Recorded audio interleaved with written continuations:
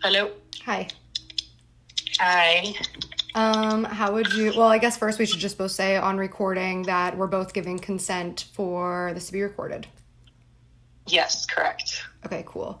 How and where would you like to start? Oh boy. I'm not really sure in which order would be the most beneficial. However, I guess I am a bit confused as to what's gone on in the last week. There's a lot of accusations that have been thrown around, and I'm really not sure, since I didn't say anything online or anything in text. I was just wondering what happened. What triggered you to bring me into this and go so hard without a response? Well, I think it really started with I was really fucked up by the texts and the voice notes that I was getting because I had asked for space. And I really wanted us to have this conversation then. And then I just felt like I was in a place where I was literally having total meltdowns and panic attacks again because I just wanted some time to level out. And then I'm getting these texts I have proof. If you make me wait too much longer, I'm going to have to do this again. I don't want to have to make another video. And I'm just oh my God, all I want is a couple days. So then honestly, after I sent that last text where I said my manager will reach out after my book deadline, I just went to therapy and I talked to my friends and everybody was just this is fucked up. You don't deserve this type of behavior. And that was when I started talking to litigators, and people were telling me you have to take this legal.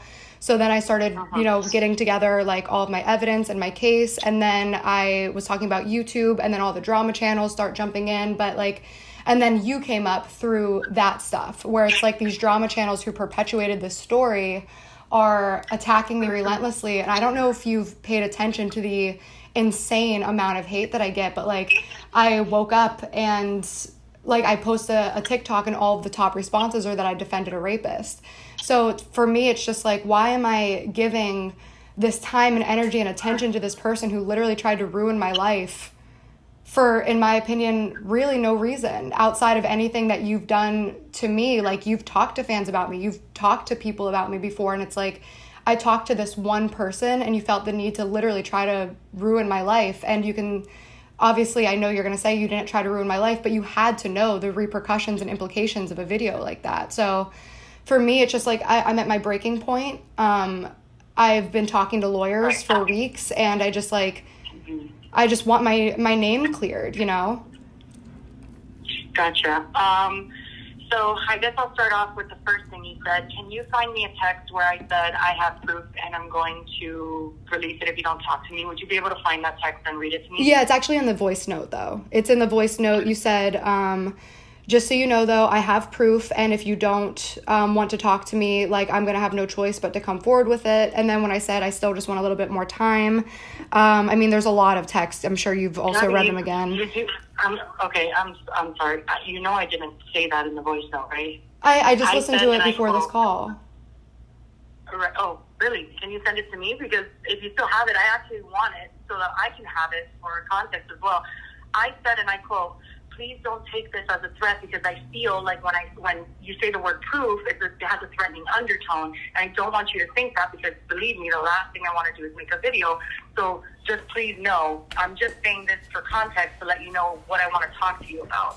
So in no way, shape, or form did I say I have proof, and if you don't talk to me, I'm releasing it. So if you can tell me the voice note, that would you did a little bit later on too, though. Later on in the text, you said, if you keep making me wait, then I'm going to have no choice, and I really don't want to do this. But if you make me wait, sorry, no. Well, there's no point. I did, Jessi. I've read it. My lawyers have read it. That's a point that's not worth arguing, because I think it's a matter of perception at this point, because the way my lawyers and my team and I see it, it's a thinly veiled threat. That it's I don't want to have to do this, but if you don't talk to me in my schedule, then I'm going to have to defend myself. Which means if you don't do this thing that I'm asking to do right now, I have to defend myself. And all I asked for, Jessi, was some time and a mediator, and I felt like I was being pushed into a corner to talk before I was ready. Okay, so I'm going to speak for a little bit. So the times that I mention anything about a video, verbatim, I'm looking at the text right now, I say, I don't need or want to sit down and make a video to start shit. So please know that I'm not saying speak to me or I make a video, but I do feel the need to sit down with you and show you the screenshots I have to talk about your video. That was the first time I mentioned anything. The only time I say, would you like me to show you the screenshots before I present them in my video, it is immediately followed with, I'm not saying I'm making a video. I multiple times let you know I am not making a video. This is not something I want to do. So I'm really But can you understand how from my end, somebody who like literally just went through severe trauma, like coming from this person who's been threatening me for like 6 years and like poking me for 6 years, why when you say something like, this isn't a threat, why to me that would feel like you're just saying it's not a threat so that you can cover your tracks and say it's not a threat. But at the end of the day, to me, go ahead. What I would actually appreciate is I've been threatening you for years, if you can provide me proof of that, because I have not been threatening you for years. Well, I'm glad you brought that up. I actually do have it. I have the... Sure, actually, do you want to hear... I can read you the list of all of the evidence that we have right now. So I have the texts and emails, obviously all of the ones that we've exchanged for the past few years, including the one where you threatened to hit me, and the one where you said that if I didn't delete my video, you were going to expose me. And the one where you say that you're sorry that you had no reason to cut me out of your life, and I just saw you, threw you like a floppy piece of paper, and you didn't like that, and asked if we could be friends again. So I have the blackmail, which was one of the things that we were looking into for law, or for the legal case. And then we also have, yes. Okay. Can you send me that? Is that something you're willing to send me? I would definitely have to talk to my lawyers first and see what I'm allowed to actually give you, because that's like obviously legal shit. So do you want to talk about, like, I think it's important to know, there was, I remember distinctly telling you that I was going to punch you. I definitely did do that. Do you want to talk about why that happened, or are you in? I'd actually love to, because I have the timeline of that where you reached out to me and you asked me if I wanted to get food and drinks, and I was like, yeah, let's do that. And then I heard you were at a party that I was at, so I asked a couple people at the party, like, hey, where's Jessi, where's Jessi? And then next thing I knew, I got a text saying, and I have this all, obviously. Next thing I know, I got a text that said, unblocking you just to say this right now, don't ever put my name in your mouth again, followed by a voice note saying that I'm lucky that you were getting into the Uber because you were going to knock my fucking teeth out. And then I emailed you directly after. Sorry, I didn't hear that. I didn't hear you. Sure. Can you rewind? Yeah. So you messaged me, and the last text exchanges we have are you asking me to get food and drinks. And then VidCon was shortly after. I heard you were at a party. And then I asked somebody, it was actually, I'm not going to say the names actually because this is on recording. 2 people said to me in the bathroom, are you okay? And I was like, what do you mean? And they said, well, Jessi is here. And I was like, oh shit, Jessi's here? No, we're cool now. So then I walked out and I found Alex, and I was like, where's Jessi? And he said, she's at a table. So then I asked another person who I genuinely don't remember who it was. I said, do you know where Jessi is? Where's Jessi? And then as I was literally leaving the party, I got a text saying, I'm unblocking your number right now to let you know, never put my name in your mouth again. And then afterwards blocked me, and then unblocked me to send a voice note, and then blocked me. And then I emailed you after saying, I'm so confused. You literally asked me to get food and drinks, and now you're threatening to hit me. What is going on? So on my end, that's what the timeline is. Yeah, no. No. Do you have any evidence to back that up?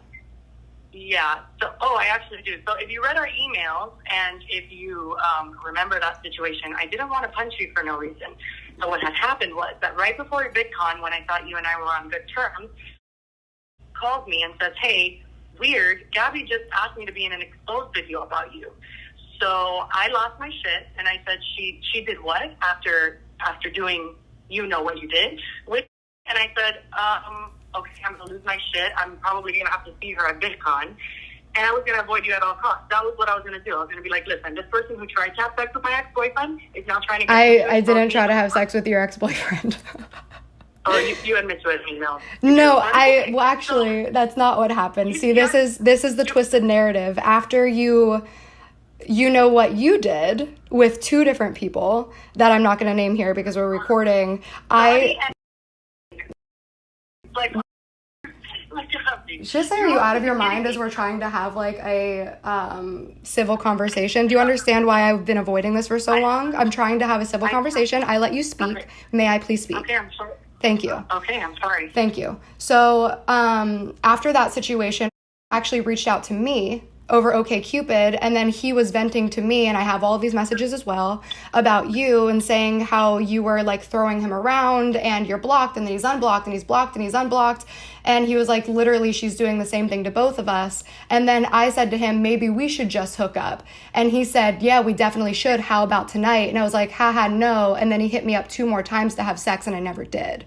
So as I'm sorry, and we've talked about that, and that's the thing that's like, I'm so tired of having the same conversations, and that's another reason why I felt like this is like my final only thing I can do is how many times can you and I just be cool and talk it out and be fine before you do this again? Like, I feel like no matter how many times we talk, you're going to continue to tweet about me and call me a shitty person, or like tweets saying that I collabed with your rapist, or like comments that are saying that I'm a shitty person, because all of this stuff is documented through forensic analysts, and like, thank God I have it all. But like, literally for 6 years straight, from the first day you tweeted that I'm a backstabber and a social climber and decided to talk to your rapist over you, it's been like this nonstop perpetuation of this rumor.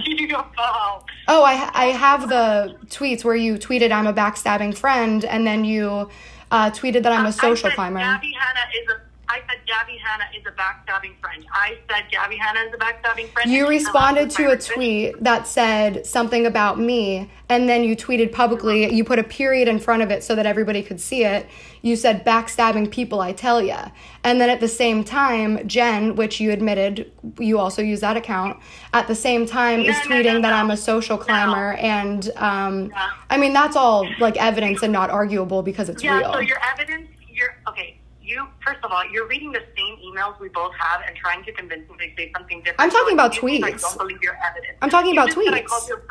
You just said I called you a backstabbing friend. It's on Twitter still to this day. Okay, but you're going to let me speak now. So you're saying that I said you were a backstabbing friend. What's your proof? Oh, you said backstabbing friends, I tell you. Did I say Gabbie Hanna backstabbing friends, I tell you? You responded directly to a tweet about me saying, why is Gabbie doing this? And you said backstabbing people, I tell you. There is not a lawyer in this world that would not see that that is clearly about me. Do you want to talk about lawyers? You just threatening with blackmail, which is the action treated as a criminal offense of demanding payment or another benefit from someone in return for not revealing, compromising, or damaging information about them. I would really not say that I'm the one throwing around accusations here. You have completely thrown around multiple accusations that you have no basis on. I have never blackmailed you on anything. Oh, but I have it.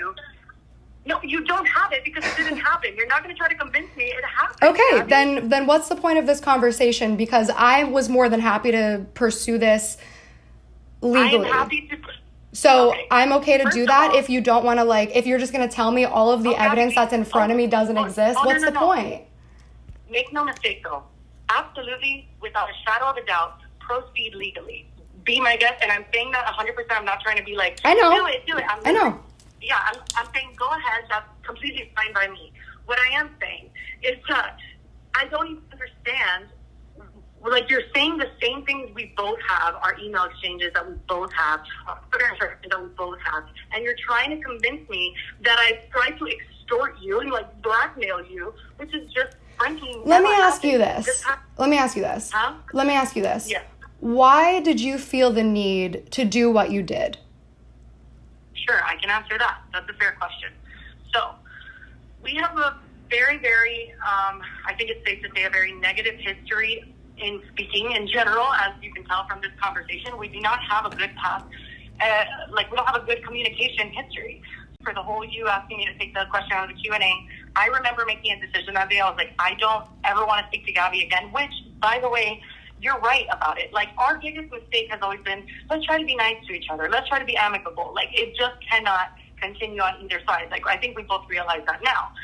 At the time, that's the decision that I made. When everything came up with Trisha, and I saw her videos calling you scary and basically insinuating that I'm sorry, I don't mean to insult you, but, like, you're still dealing with people the same way you've always dealt with me, which is kind of terrifying, I said, okay, that's whatever, and I could have typed a subtweet about it.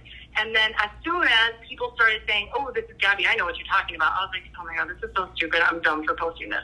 So I said that in my video, actually, and I deleted it. And I said, I'm stupid for that. And but it's been a pattern for so many years, Jessi, where, like, I genuinely am like, okay, cool, me and Jessi are cool. Like, I went to go comment when you put out your music video because I was so fucking excited. Because, you know, like, I've always supported your music career and I've always been so hyped for you to put out music. And, like, it hurt me. Like, I went to go congratulate you on your music video, and it was, like, the pinned comment or the description is making fun of my EP. And it's, like, the years of this. Are you thinking of Learn to Love? I don't know the title of the song anymore. But, yeah, there was, like... I only came out with one song. And what... Like, I didn't... What do you mean? Said anything about that. Do you want me to read you? I have the pinned comment right here. It's been the same for a year. No, I have it in my like folder on my desktop, but it's gone. It's gone now. I know it's gone now though, because it was only, that's kind of what you do though, is like you put something up for like an hour or a day and then you change it. But it said, This was posted. Oh my God. Okay, this was posted. I posted one pinned comment and I have not changed it. It hasn't been edited in a year. Jessi, it said... Maybe you were reading a comment, or I'm genuinely confused. It's by Jessi Smiles. It said, I'm not some YouTuber putting out an EP for attention and money. I actually put my heart and soul into this music, so please listen. What? Gabbie, I'm not sure how to, like, understand that you're literally just saying that's not factual. There was one pinned comment. Even someone, when you said this on your Twitter, somebody commented as a fan of mine and said, I remember the day Jessi posted her music video. This is the same pinned comment she had that day. She has not changed it. People remember, like, you cannot just say on the day of my Learn to Love music video that I said, I actually tried on this video, unlike other YouTubers who do EPs. Like, I would never say that. That was the day I was so excited to post my music video. It had nothing to do with you. And this is the same comment that I had all day. This is posted a year ago. Okay, perfect. So that's something that obviously we're not going to see eye to eye on, and something that I'm glad I have the screenshot of. So I think this is a point that we can move on from. You have a screenshot of it. Me too. So this is something that we should move on from, because we're not going to see eye to eye on it, because you're quite literally telling me something that doesn't exist that I'm looking at. So okay, speaking of things that don't exist, because you seem to enjoy saying that things don't exist. May I ask you, why did you lie about never speaking about me that day on TMZ article? Why did you lie about defending Curtis? If I can ask you.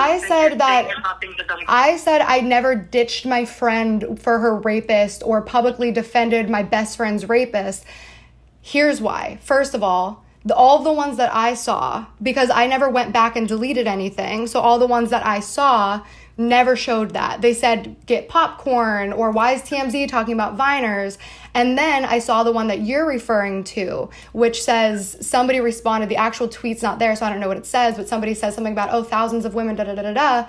And then I was like, oh shit, I remember this. I tweeted this and deleted it like a minute later, because at that point, if you don't remember, we had no idea who each other were. I barely had a Vine account. I had a few thousand followers on there. I was literally a fan watching Vine, and I was mad at you because of what you did to me in my early Vine career. Like, it really hurt me. So, like, I said something stupid that I felt bad about, deleted it immediately, and now years later we're talking about it, when you and I, like, the fact that that's even coming up now, and that you use that as an argument when we became friends 8 months after that, and you even say in your text to me, like, we squashed that and then we became friends. There's no reason that you should be bringing that up now as a way to try to paint a picture of me that isn't fair. Gabbie, listen, you brought it up in your video. You said, oh, this was a song lyric. I had no idea about the TMZ article, knowing damn well that you apologized 2 months later in March 2014 to me at the New York Vine meetup, that I'm sorry about those tweets, that was wrong. And literally you're on your video saying, oh, this was just a song lyric. That one was a song lyric. That one was a song lyric, and that one was before the TMZ article. You said you deleted it as soon as you understood the context. Yes. Yes. The one... You still have plenty of No. I'm talking about the different one. We're talking about different tweets. So you're talking about the beware, beware, beware of a woman with a broken heart one. That was a song lyric. That was a meme on Vine. I'm talking about the one that said... It could be a song lyric, but you tweeted it to a man on trial for rape who you were supporting that day. Yeah, but that tweet, I was like not the context. The one about the thousands of women that is deleted that I'm not sure what the actual one is. Huh? They're by the same person, so that's why I'm confused on how you missed it, because it's the same user that was speaking with you that day, and actually other users that were speaking with you that day. If you look at the thing that Lily put up, there's a whole other interaction that shows a lot more of what you were saying that day. And you were calling me a liar. And it was deleted that day 6 years ago, right? Because I put it up, I regret it, as a fan of Vine and a follower who was commenting on the lives of two people she never met. I let you speak, please. So just like people are commenting on my life and my situation and our situation, that was what I did. I put some tweets up that I obviously don't agree with in 2020. It was 6 years ago, and I didn't remember them until I saw them again, and I was like, okay, yeah. And then I was thinking, okay, maybe I'll do, like, once I talk to Jessi, because I was expecting you to reach out, like, maybe I can correct this, because that was something that was pointed out to me after I put the video up, and I was like, yeah, I'm going to talk to Jessi, we're going to figure it out. And then it got into, like, this long, heated conversation when I just, like, needed some time, and that's why we're here.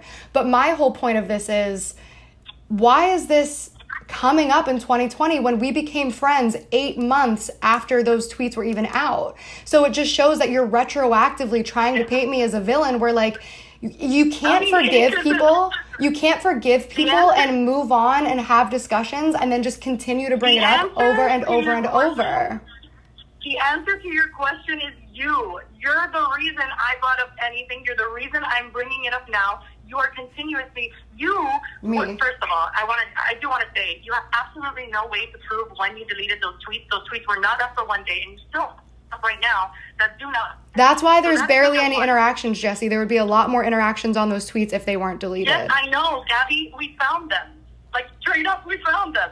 So there were a lot more interactions. You had a lot of interactions with people, and that's fine, but it does paint the story. You were calling me a liar, but telling Curtis, while calling me a liar, beware of a woman with a broken heart, and you went on your YouTube channel and said, oh, that was like such a coincidence, and then I found out about the TMZ article, and then I deleted it. And then I still said, you know what, there's no reason to go out here and show the proof that she actually did, on the day of the TMZ article, go off on me, say heinous things that I forgave her for. I absolutely did forgive you for. However, when you are now saying they didn't exist, you are retracting. Jessi, you're deflecting, and we need to get back to the point, because you're deflecting, because you're trying to make an excuse. You're trying to make an excuse for making a video that she literally won't listen. Like, she won't let people talk, and then it's manipulation if you, like, hit her with facts. It's crazy. I was in the middle of a sentence, so if you can let me finish it, that would be great. Is that possible? Because if you scream at me when I try to interject your sentence. Have I screamed yet? I was literally saying the whole reason why I'm bringing it up is because you are online saying that anybody who calls you a rape apologist because of me, which I never called you in my video, I just showed the things you were saying, is liable for defamation of character. Then you say that I tried to ruin your career by falsely accusing you of being a rape apologist, something that I didn't say before today, which, however, by definition, which apology is an umbrella term for any argument suggesting that rape is infrequent, misreported, overreported, not that big of a deal, or excusable in some circumstances, you did engage in rape apologist behavior on January 16, 2014. So therefore, nobody is liable for defamation. That was what I was trying to say. Well, the thing with the defamation case, because I actually never said I was suing you for defamation. I was going to sue you for torturous interference. And I actually wasn't suing you for defamation because as a public figure, it's pretty much impossible to sue anybody for defamation. I was suing you for a lot of other things, tortuous interference being one of them, which I can actually prove. But as far as the defamation case goes, there are a lot of other things that you lied about in your video that are very provable that my lawyers and I are discussing that you did lie about in your video. For example, it was a FaceTime call. I have 3 witnesses willing to step forward and confirm that it was a FaceTime call. Second, you very conveniently removed the part of my video where I say this isn't about a YouTuber, it's not about a Viner, it's not about anybody you know, it's about somebody from back home. Don't start drama with somebody because it's not worth it. And I thought it was very interesting that you chose to edit that out, and that actually shows malintent and spread of misinformation, amongst other things, which, you know. So Yeah, I actually was never suing for defamation. But the thing is, Jessi, I don't want to sue you at all for the same reason that I didn't want to respond at all. Because and I'm not just saying this to blow smoke up your ass, because you know that I actually do have a heart and care about you and your family and people in general. You have a fucking son, Jessi. Like, I'm not trying to take food out of your kid's mouth. I'm not trying to have you fly back to Florida to do a court case when I know you moved to Georgia. Like, I don't want to do that. What do you even go, yeah, I don't understand why you're saying that. But anyway. What do you mean you don't understand why I'm saying that? So, first of all, the story time, I'll address that. That story time, in case you don't remember the context of it, 4 months before that story time, you congratulated me on being pregnant. You posted it when I was 7 months pregnant and called me a psycho bitch and said I was neurotic and psychotic. It did not matter to me if you said, oh, it's about a YouTuber you don't know. We always do that. It doesn't matter. Like, if I do a video about someone, I'm going to be like, oh, this is a guy I dated. You're not going to know who it is. So you were allowed to post your video, but I wasn't allowed to post mine? You absolutely were allowed to post yours. So why are you complaining about it? Gabbie, you are completely accusing me of blackmail. How many times do you think you brought me up on your channel in the last 6 years? Gabbie, not enough to justify this. Really? Give me a number. Give me a number. How many do you think? If I had to say even like small jobs, maybe 4. It's 7. 5. That's over 1 a year. That's crazy, Jessi. And then that's not including the subtweets. It's not including the tweets that you've liked. It's not including the comments that you've responded to confirming. It's not including any of that. Okay, sure. And I can listen. I'm the person that cannot admit fault. Although I was reacting to things that you did that bothered me, making a video or a little catty remark in a video that I knew you would see is absolutely a catty and immature thing to do. I can agree with you on that. However, you now in 2020 going on for a week talking about my rape, talking about my rapist. Jessi, you tweeted that I was a shitty person in 2019. Why is that okay? Like, literally just stop talking about me. Like, it's that easy. Over 6 years, all of the tweets, all of the videos, I've made one video about you where I protected your identity and hid your name from the comments.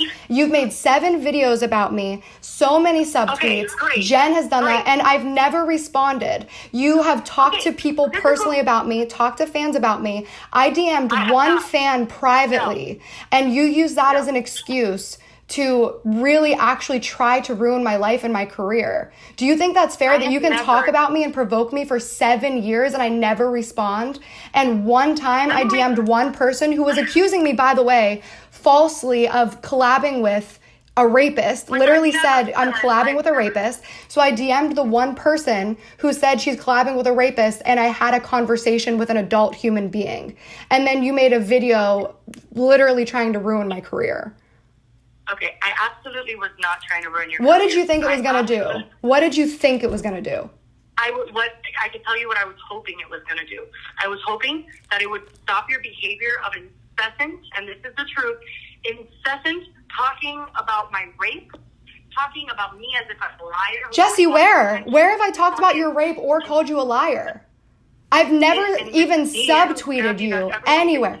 Incessant, there was one person. Who else? You can't say incessant. Okay, I'm sorry. I'm raising my voice. I'm sorry, but you can't say that I incessantly do something and then not show me something. What I can say is that I find it highly inappropriate and insulting to me that you use my trauma, the thing that I've gone through that has shifted my life forever. I will never be able to change that. And you use it to defend yourself. And you use it to slander me, and then today alone you call me a sexual predator. I think that that's insulting. I didn't call you a sexual predator. No, that's a misrepresentation of what I said. I said it was predatory behavior, which it was because you're a public figure and you were with a teenager. I'm telling you, like, I'm not going to let you say things that I didn't say. I didn't call you a sexual predator. No, I did not. Did I say what you said? That I have a screenshot. I was sexually pressuring someone. Yes. Who, I'm sorry, did that person tell you that? And number 2, at the end you said, yeah, predatory things. She likes that, or she's like that. So you did insinuate that I'm some sort of predator in a message. And I have to ask you, Why would you do that? I do think you're predatory. I think you're a predatory person. I think that you abuse your power and you use control tactics and manipulation tactics to try to hurt people. And I think that what you did in that situation was super, super predatory to this kid. You're talking about how uncomfortable he is and how he's so shy, and you're like, are we going to make out? Are we going to grind? You're not going to let me come to the after party? I did. But I did delete that because I was like, no. That's not fair. I'm not going to do that. And I deleted it. Yeah, well, I'm glad you stuck up for him. That's really cool because I actually am still in contact with him on Instagram. And I came to him and I was like, I'm so sorry if I ever made you feel uncomfortable. And he's like, are you fucking kidding me? Like, I had a great time. My prom was amazing. I never tried to kiss that kid. Like, this is a complete stupid That's joke. good. I'm glad. You knew. Okay, no, I'm glad. But what I want to ask is, what does that have to do with you lying about defending Curtis? What is anything in your video? First of all, I didn't lie about defending Curtis, but like, what does anything in your video have to do with anything? Like, you literally brought up our personal drama onto the internet because I had a conversation with a person. Like, that was so... I did my video with one intention: to stop your behavior. To stop... What behavior? What behavior needs to be stopped? Are you, what, did you not watch my video?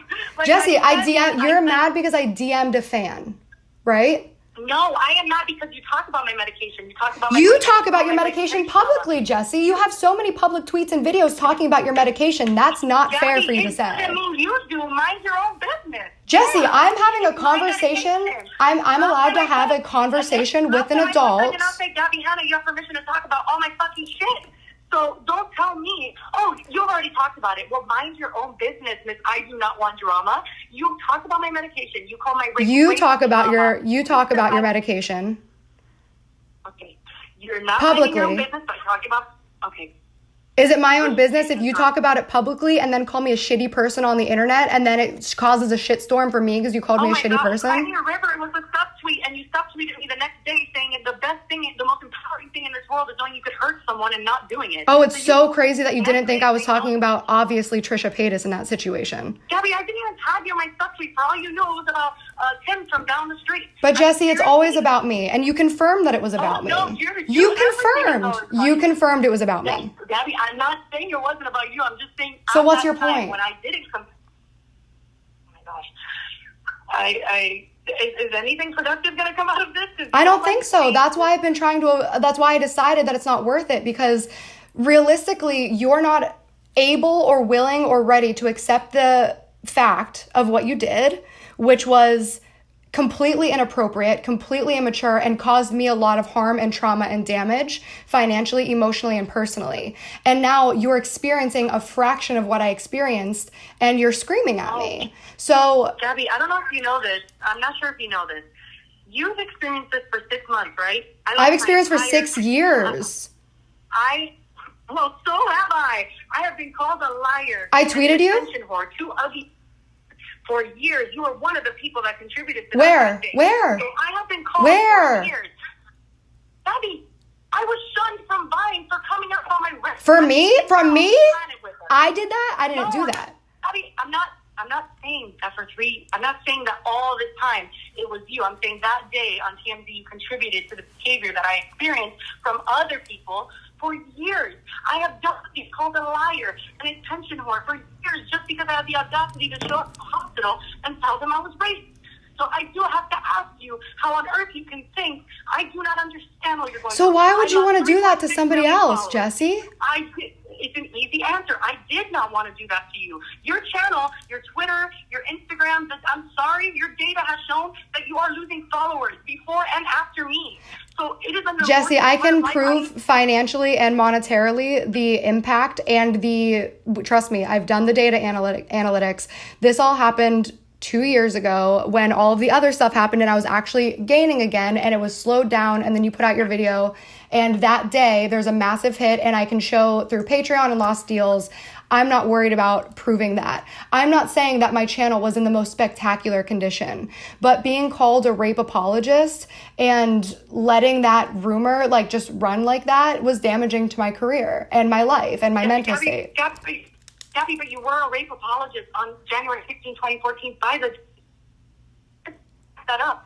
Jessi, the deflection here is crazy because you keep ignoring the actual facts of this situation where like I said, tweeted something that we don't even really know what it was because it was deleted. It was gone pretty immediately. And then we became friends 8 months after that. So you using this as an argument, plus people are saying that I abandoned my best friend because I chose his rapist, and that narrative going is fucked up. Okay, this is what happened. I saw the messages from, and I absolutely, without a doubt, I'm not, first of all, I knew I wasn't going to come to you because you were going to say, you said tweets about me, so it was justified, which was not an okay answer for me anymore. You've always justified certain things, and I said, no, that's not okay. Just like right now, you're literally telling me that you never tried to have sex with me. So I'm like, okay, so you just deny things that happen. Jessi, because that's not the full story. That's not fair. And that's why, like, we had this conversation so many times. But you keep throwing out these random things that just are not true. And you keep bringing up the same thing over and over, where tried to have sex with me 3 separate times, and each time I said no. I said something as he was talking shit about you, where I said we should just hook up. I did not try to have sex with, because if I wanted to, I would have, when he asked me 3 times to have sex. Oh, there it is. There it is. The favorite sentence you say in the email. Yeah. Anyway, if I wanted to have sex with, I would. So stop telling people that I tried to fuck your boyfriend when I didn't. If I wanted to fuck him in the 3 times that he texted me and wanted to have sex with me, I would have had sex with him. Can I continue what I was saying first? Yes, but stop bringing up the same thing that we squashed 3 years ago. It's in the proof. Like, get over yourself. It's in proof that I know, I have it. Admitted to it. But, so then you should have where you say, I'm sorry. I did it just to know I could do it. Then you should have that. Yeah, exactly. I did it just to know I could because you hurt both of us. Exactly. Okay. I didn't try to have sex with him. I said it just to know that I could. Okay. You just confirmed what I just said. Spoiler alert. That is equally as fucked up. Sorry, but it is. You literally just confirmed what I said, which is I never tried to have sex with your boyfriend. He was talking to me, talking shit about you, and he asked me to have sex 3 times, and it felt good knowing after what you did that I could do that back because you did that to me.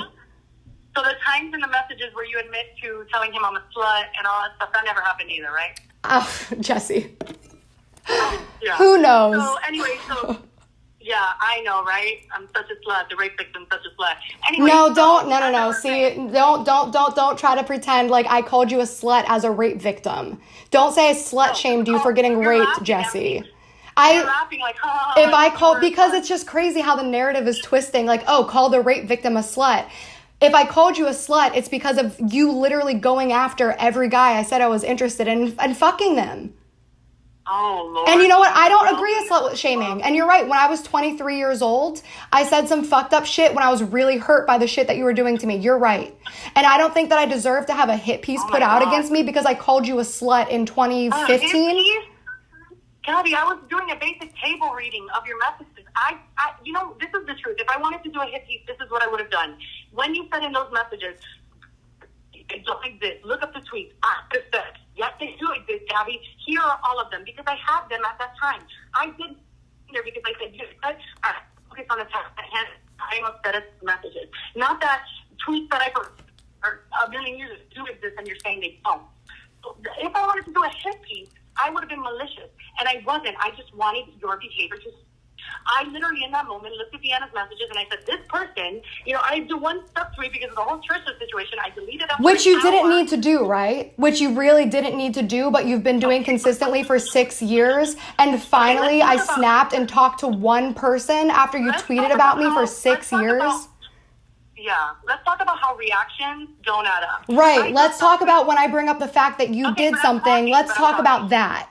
Let's change the subject whenever I bring up something that you don't want to talk about because you know that you and I, our last conversation was totally cordial. The last 2 years of our conversation was cordial, and then you blocked me and put up a tweet that I was calling me a shitty person.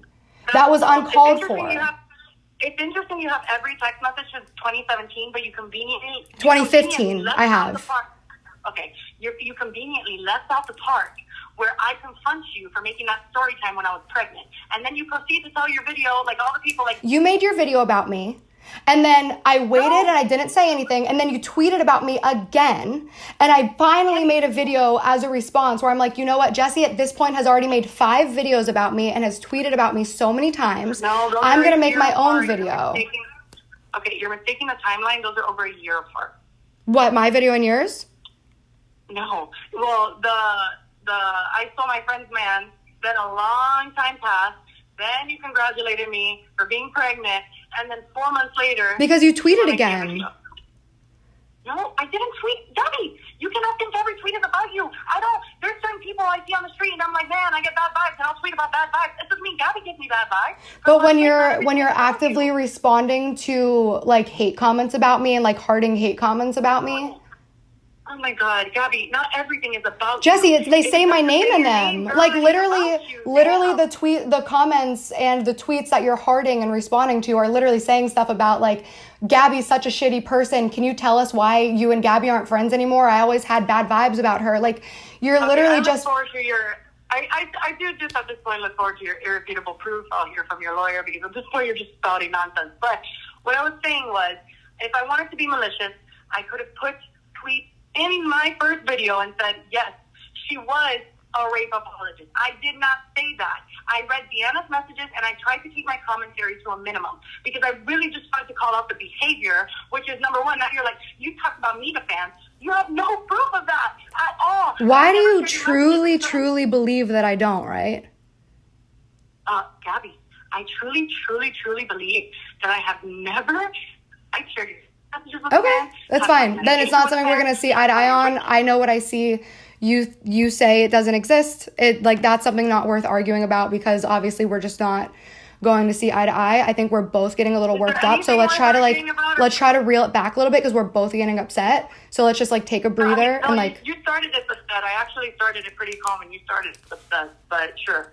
That's fine. Okay, then I'm still trying to say let's calm down. You don't need to always point fingers. It doesn't always have to be you did this. I'm saying we're both upset right now. Let's just both reel it back and calm down. Mm-hmm. Sound good? Okay. Sure.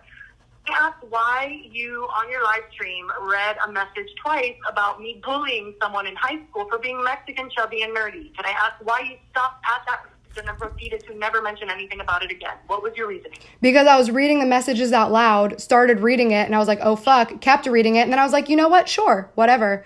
Jessi has tried to hurt me Jessi tried to hurt me for so long. Like, why? Let's... You know, that's literally it. I just don't care anymore about protecting your feelings. And it also goes to show, what a two-faced person that person was. Now that she's buddying up with you and Jen Dent, that she also was very willing and ready to try to, spread information about you. I have never...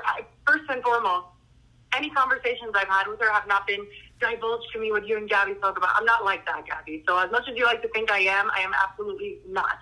So, number one, I was someone who watched her videos before this all happened, so you can think whatever you'd like. However, you skipped a lot of messages when you were reading, and you were like, oh, that's private. Because she was talking about her abusive relationship. I'm not going to fucking read that out loud. No, I'm saying you're capable of skipping over something, but you stopped on the one that you have an idea of it's true. You just read it twice. Jessi bullied me in high school for being Mexican, chubby, and nerdy. You read it twice. Why? You just don't care. That's your answer. You don't care about my feelings. Right now, I don't, because it's I tried so hard for so long to be cool with you.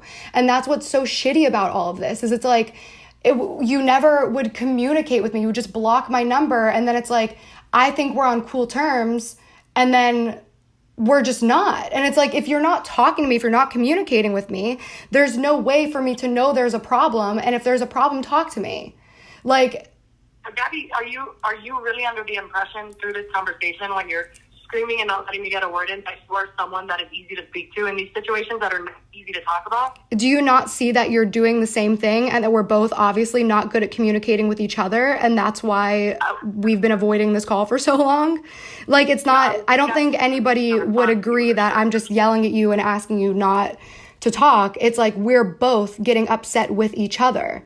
And that's what it's always been with us, Jessi, is we just don't get along. And that's just what it is.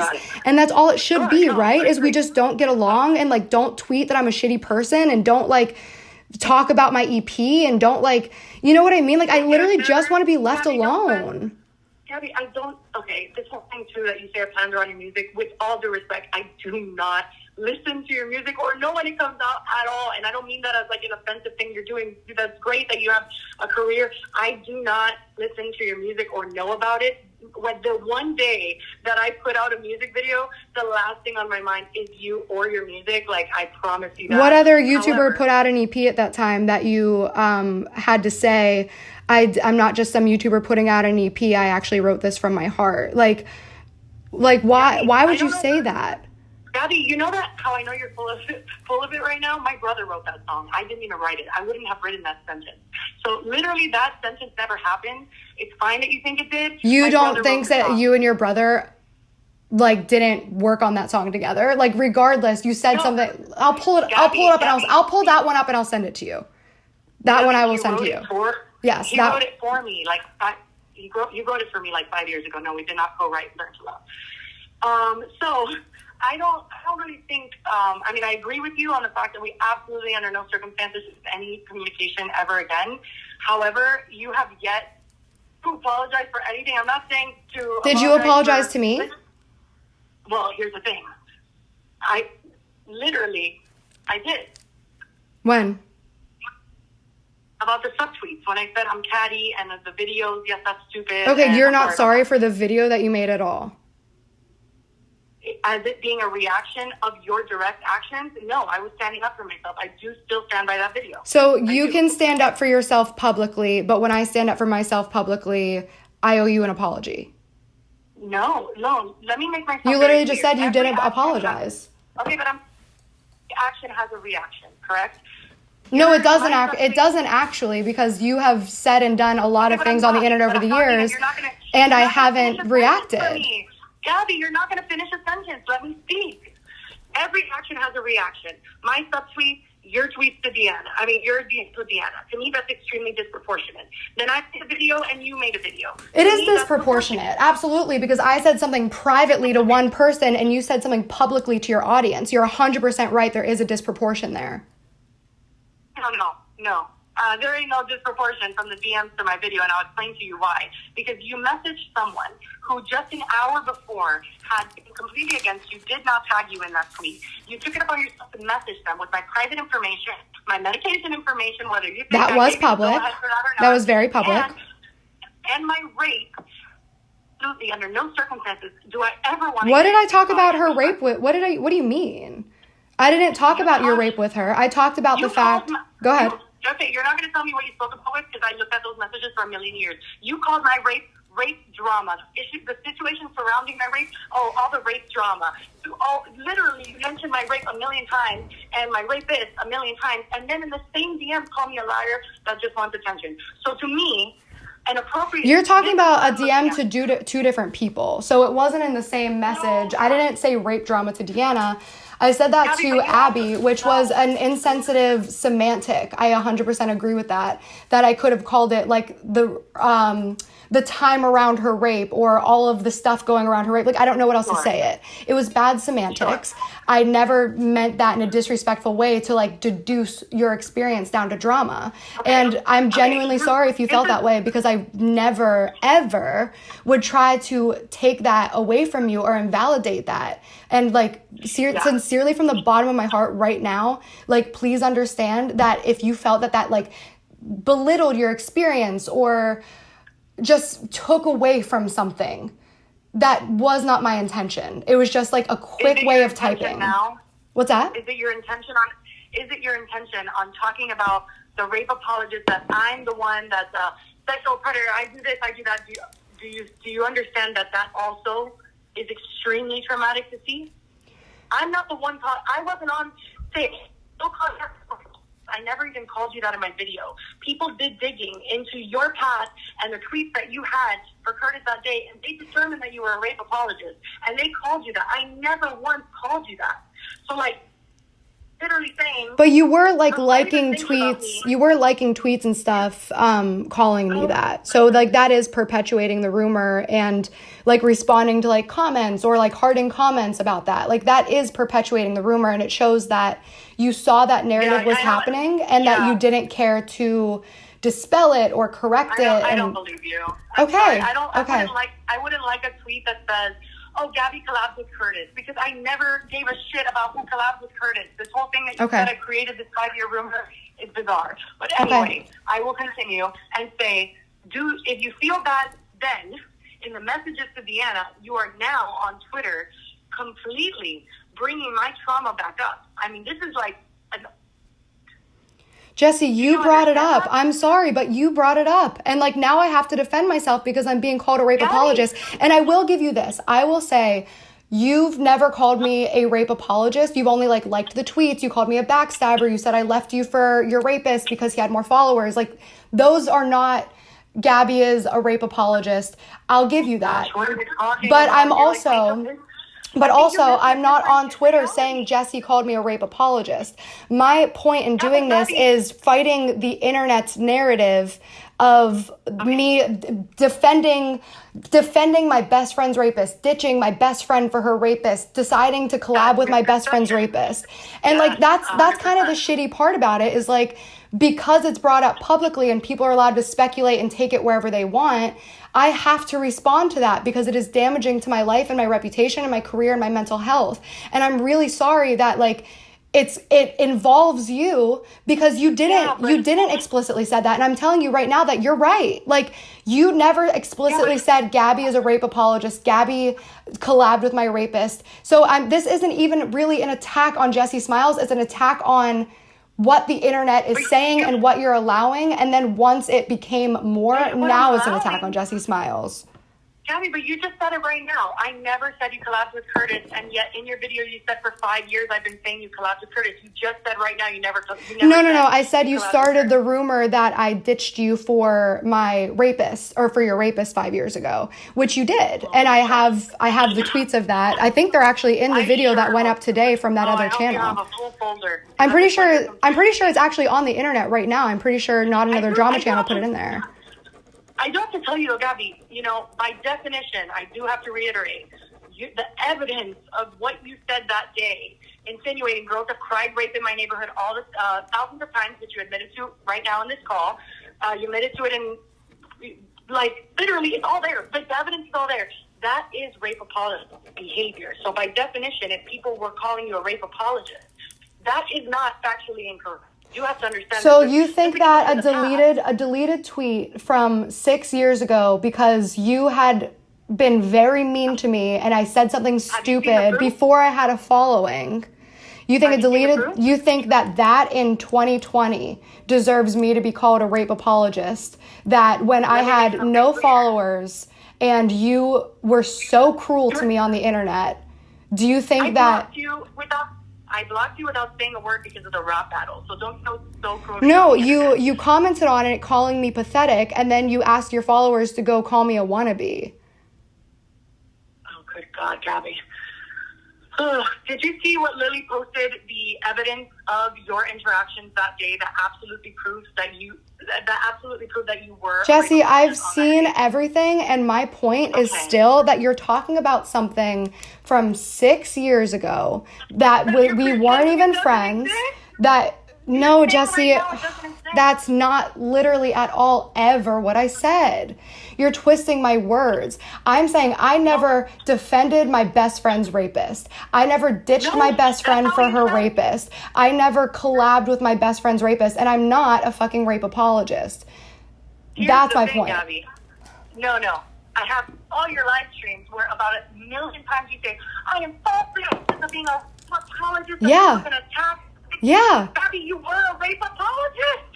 You were. And the reason I'm bringing it up is because you're pretending that it doesn't exist. You're literally saying in your video, oh, this was one tweet with song lyrics. No, there is evidence that you were in fact excusing rape and siding with Curtis that day, and yet you are fighting the whole internet using my trauma to do it and saying this never happened. You literally are just saying, oh no, what happened never happened. It did. I mean, it just did. You said what you said on January 26th, 2014.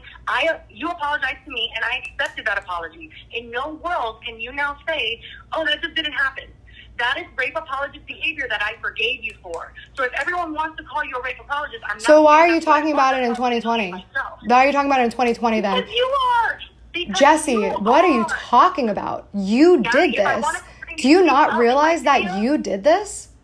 Do you not truly, truly see that everything that is happening right now is a direct result of what you did in every way? You tweeted, Jen tweeted, and then I had a private conversation.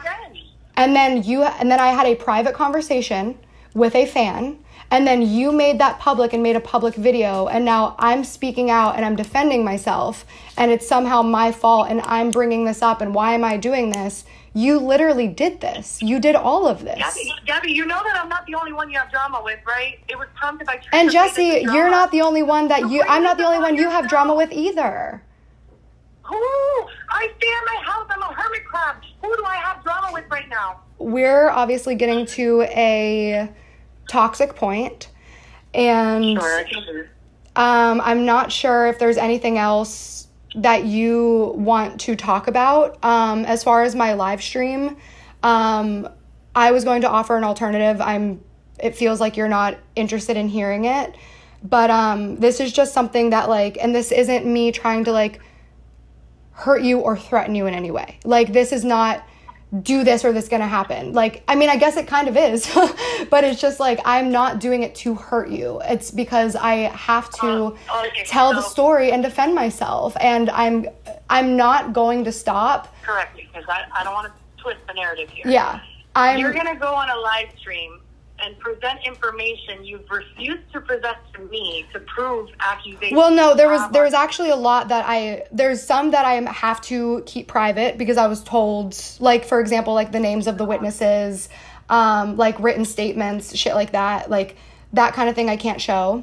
And then there's certain emails and stuff that I've been asked to, like, keep private, which I'm sure you have, certain text messages that I've been asked to keep private, but it's just like, I just need to, like, tell my story about this. That's how I feel, like, the same way you're feeling. I think we're in the same boat, and, like, that's why it sucks so much that it's ever been made public in the first place, and I wish it... Hello? Hey, I didn't know if you hung up or if it dropped. Yeah, I couldn't hear you. Oh, okay, cool. You're so much clearer now. Holy shit, I wish we would have called back at the beginning, because you sound 1,000 times better. Holy shit.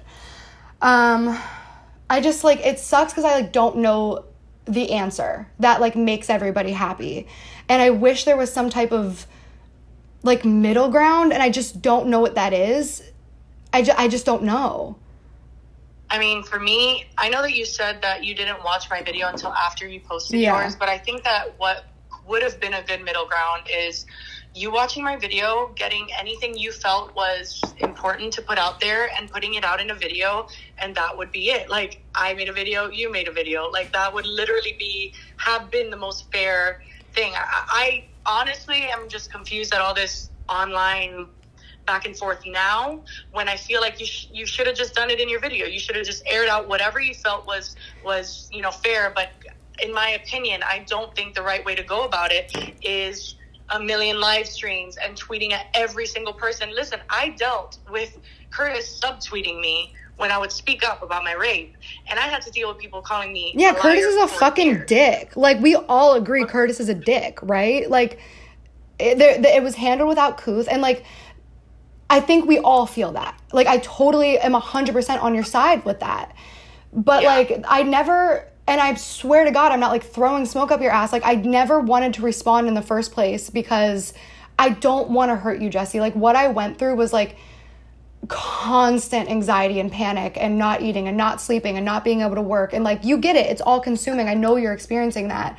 And I didn't want to respond, and it just felt like that's what I've done for so long. And then it was like, oh my God, another video with my name in the thumbnail. Like, is this ever going to end? And I know you say that in that video, you're like, this is the last time. But, like, you didn't have to do that, you know? Well, I thought, to me, honestly, and I'm sorry that honestly, like, I really am sorry if you took that in a bad way. Like, or not that I hate those types of apologies. I'm sorry if that hurt you, that I brought you up in a video.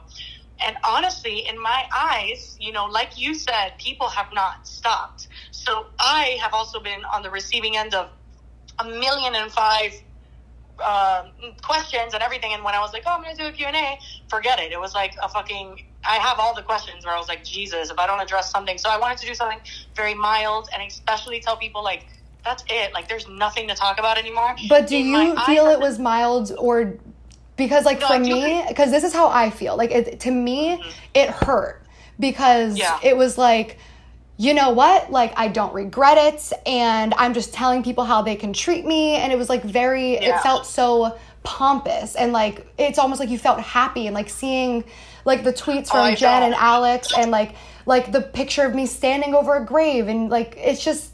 What? Or the picture of you three standing over a grave, and just all of the, like, celebration of my destruction. I'll tell you right now. Yeah. I do want to be open. Well, first of all, that's the exact opposite of what I wanted to do with my video. Sometimes I miss the mark. I think I'm doing one thing, and I'm like, oh, this is going to make everything way better.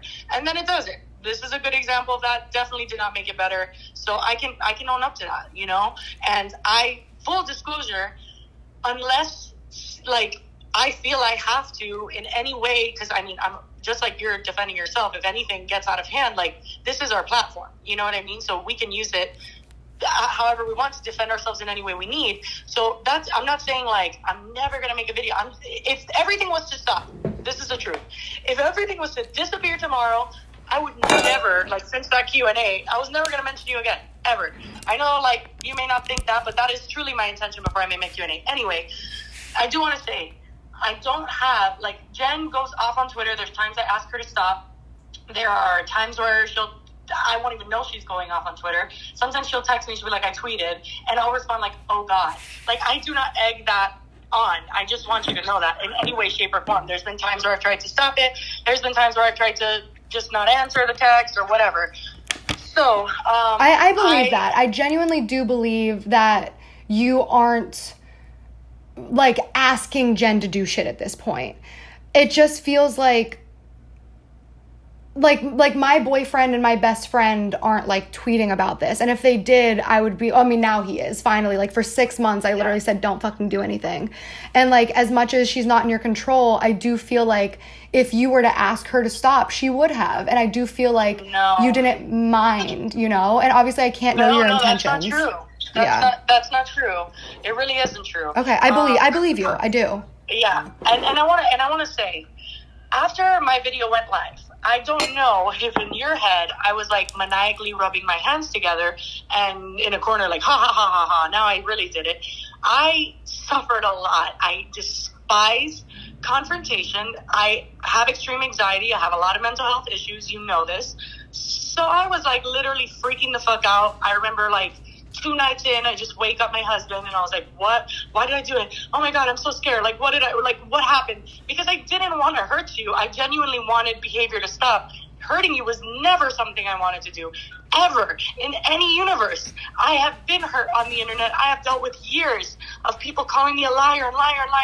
I do not want that at all. So I do apologize that you've gone through it because of that, and I wish that if there was any other way that I truly believe things would have been solved, I would have done them. I did not believe anything could be solved privately at all. That to me just, like, honestly is confusing, and, like, I hope you don't feel I'm trying to fight with you, because I feel like we're reaching a point with each other right now where we can really speak to each other. I don't understand why, like, the last time we had a conversation and, like, everything was cool, I thought, and I was, like, hurt that you said it made me want to puke, or, like, you said it was, like, a very non-biased statement, but I watched it and it was like she gives me emails that make me feel like I'm gonna puke, and, like, I'm so overcome with anxiety, and, like, obviously that causes speculation. So I was asking you, because I was going through a lot, like, can you please remove it? And all of a sudden I'm blocked, and, like, and then, like, to tweet that I'm a shitty person publicly, and then I go to my phone and I see, like, literally that was the day I realized I was blocked, because I sent you another text, like, probably 2 months later that like a girl named Jessica Vasquez emailed me, and I sent it to you, and I was like, oh my God, I literally thought this was you. And I went back to text you that day when you tweeted that I was a shitty person. I saw that I was blocked, and I was like, this has been like this constant thing of like, we're cool and then I'm blocked and then I'm cool and we're blocked, and like I don't know where to go with it. Yeah, and that's where I can definitely say, and this is the truth. The day, you know, unprovoked, obviously nothing had happened. It was just a decision I had made to not want to be friends anymore. The day that I came to you and did that should have been the last of our communication, unless we saw each other somewhere, or, you know, something, I don't know, we just so happen to be somewhere we could be like, oh, it's Gabbie. You know, the continuing, which I am very much a part of, obviously, in conversations where I'm like, oh, if I'm nice, things will be better. You know, if I'm nice, we're not going to have any more fights. If I'm nice, yeah, that's like literally my mindset. I'm like, if we're nice, like, it's mine too. Yeah, I totally get it. Like, yeah. I'm 100% there. And it usually is not the case one way or another. Back in the day, I mean, as you know, in our emails and stuff, it's just people would come up to me, or they would come up to you and be like, oh, Gabbie said this, Jessi said that. That caused a lot of shit. Obviously, I don't want to start a fight about it, but the thing started a lot of shit for me personally.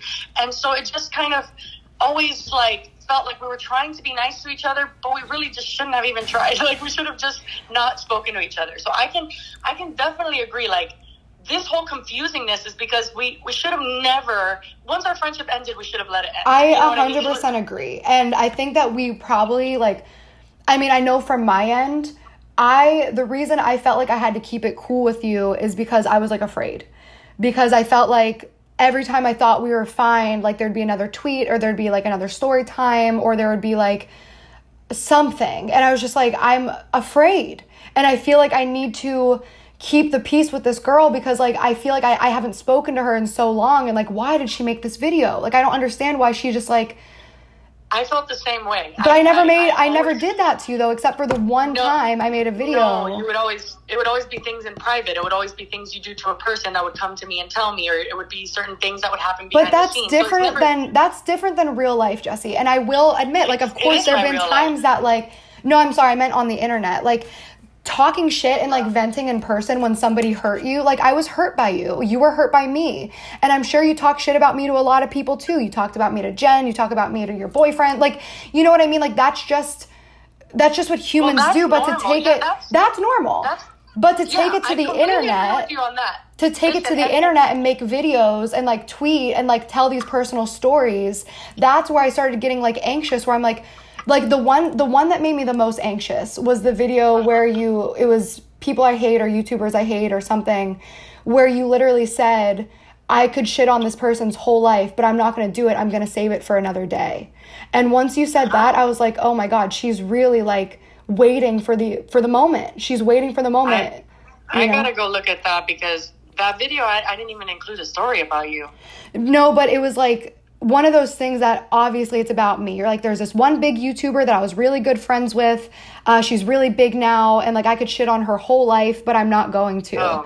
And it's I mean, like, I'm telling you straight up, I did not include a story about you in that video. If you thought it wasn't about me, but that threat is about me. Or tell me who it's about. Like, honestly, if you tell me who that was about and it wasn't about me, like, I'll 100% believe you. Well, I promise you that when we're done, I'll go and I'll look at that video and I'll try to remember, because I don't even remember saying I'll shit all over someone's life. But if I go and I look at it, I'll probably remember. Yeah, you said you told a story about, I think, Lele, Logan, and then there was only one person you wouldn't name, and that was the end of your video. Oh, I know who you're talking. That wasn't my People I Hate video. That was the rudest YouTubers. You know who I was talking about? But then if I say the name, is it fine? I'm recording. I'm not posting this anywhere. Okay. That is who that story was about. You can shit on her whole life?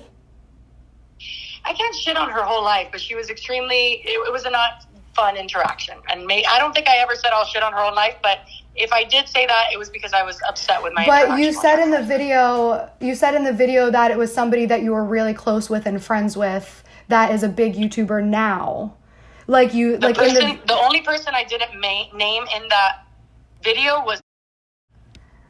I think you're thinking of something else, because this video, like, you literally said there was this YouTuber this person who became a really big YouTuber who I was really close with. So, like, when I saw that, for sure. You want to send me the link, because then well, you deleted the video, but that girl who posted. What was it called? I think it was either Rudest YouTubers or people I think it was Rudest YouTubers.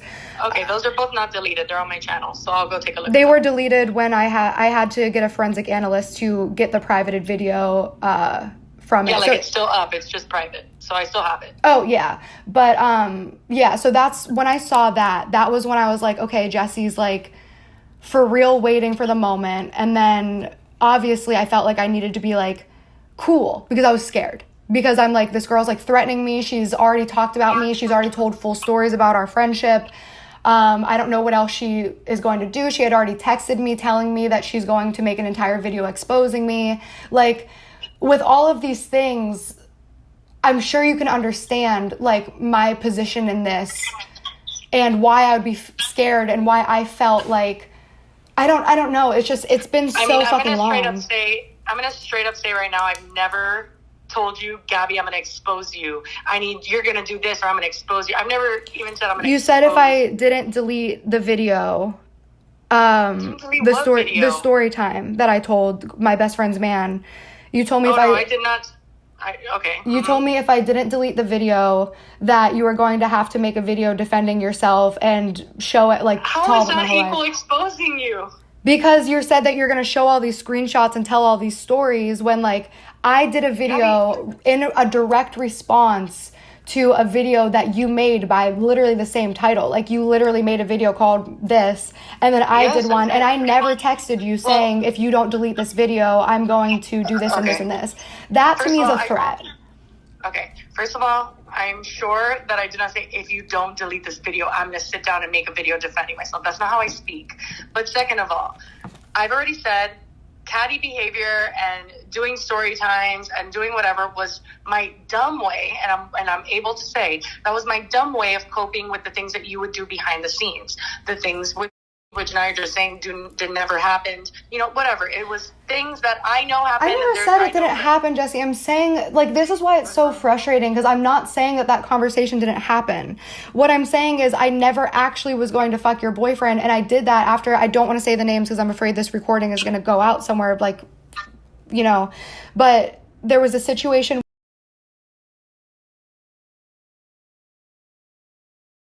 You know, like, I hear you, like, I'm sorry you're hurting, I really am, and, like, this,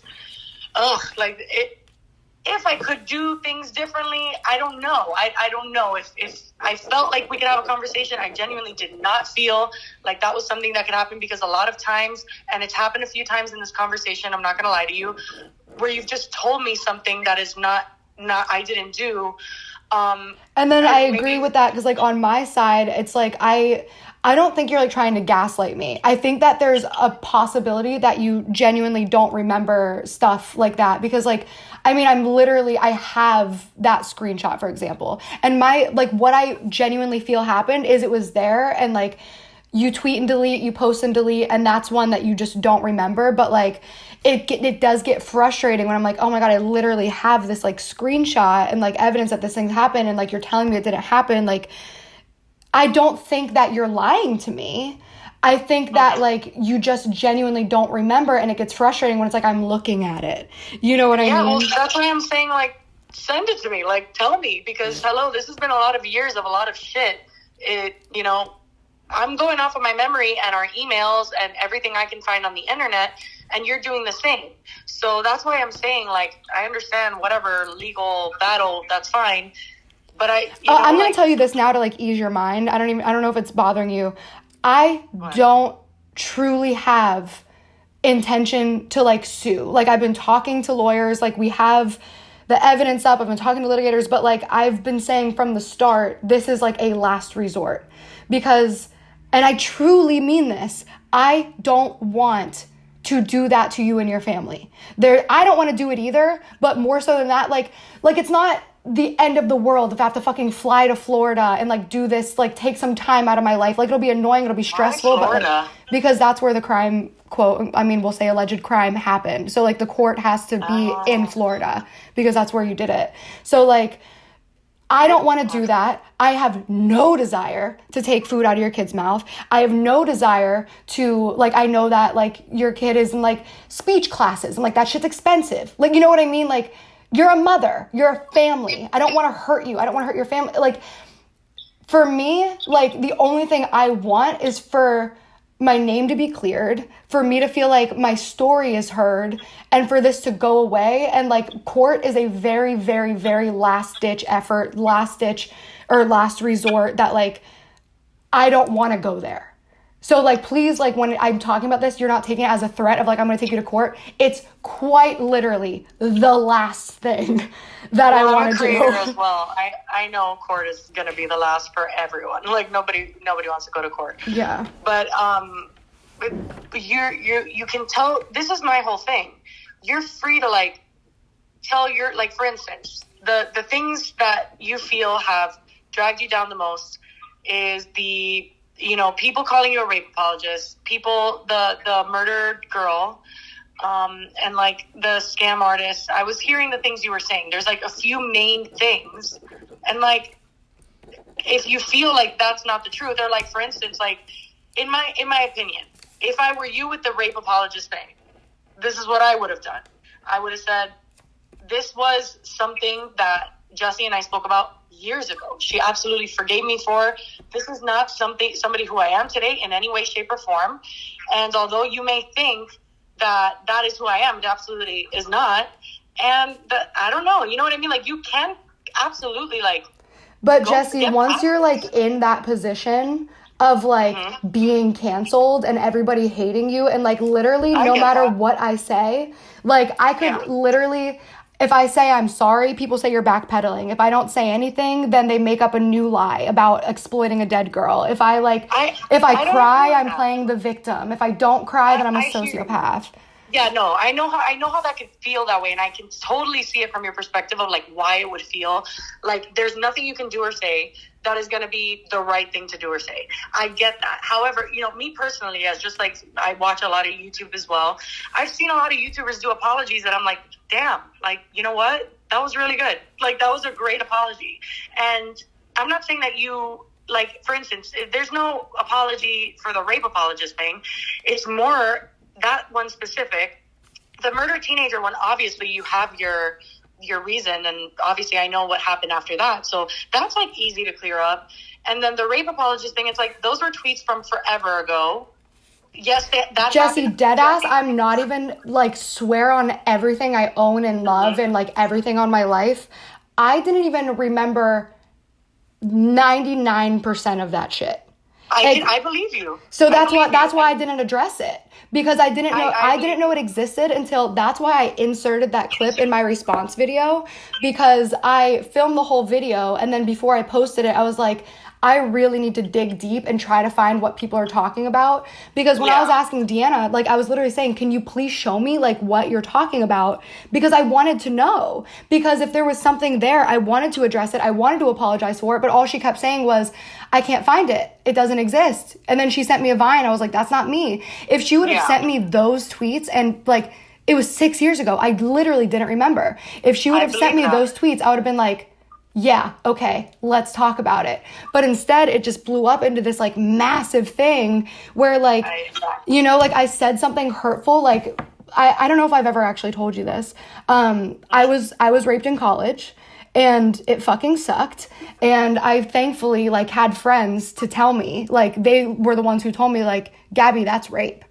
And then one of my friends, like a guy friend, was falsely accused, and it fucked up his life, and all of a sudden it came out that it was false, and I fucking hated that bitch because I was like, I was actually raped and you're like accusing my friend of raping you. So when it came out, like I said that thing about whatever the thousands, I don't remember. I have no idea what it actually said, but it's clear that I said something along those lines.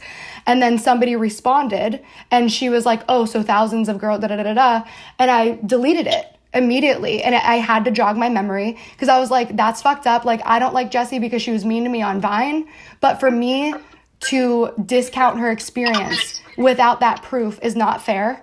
And then it's gone, you know? So like, I wish I knew about that in my video because that actual particular screenshot, the ones that I showed in my video are the only ones that I could find. I asked these two girls who like helped me try to find this shit. I was like, please send me anything that I need to talk about. And that's what they sent me.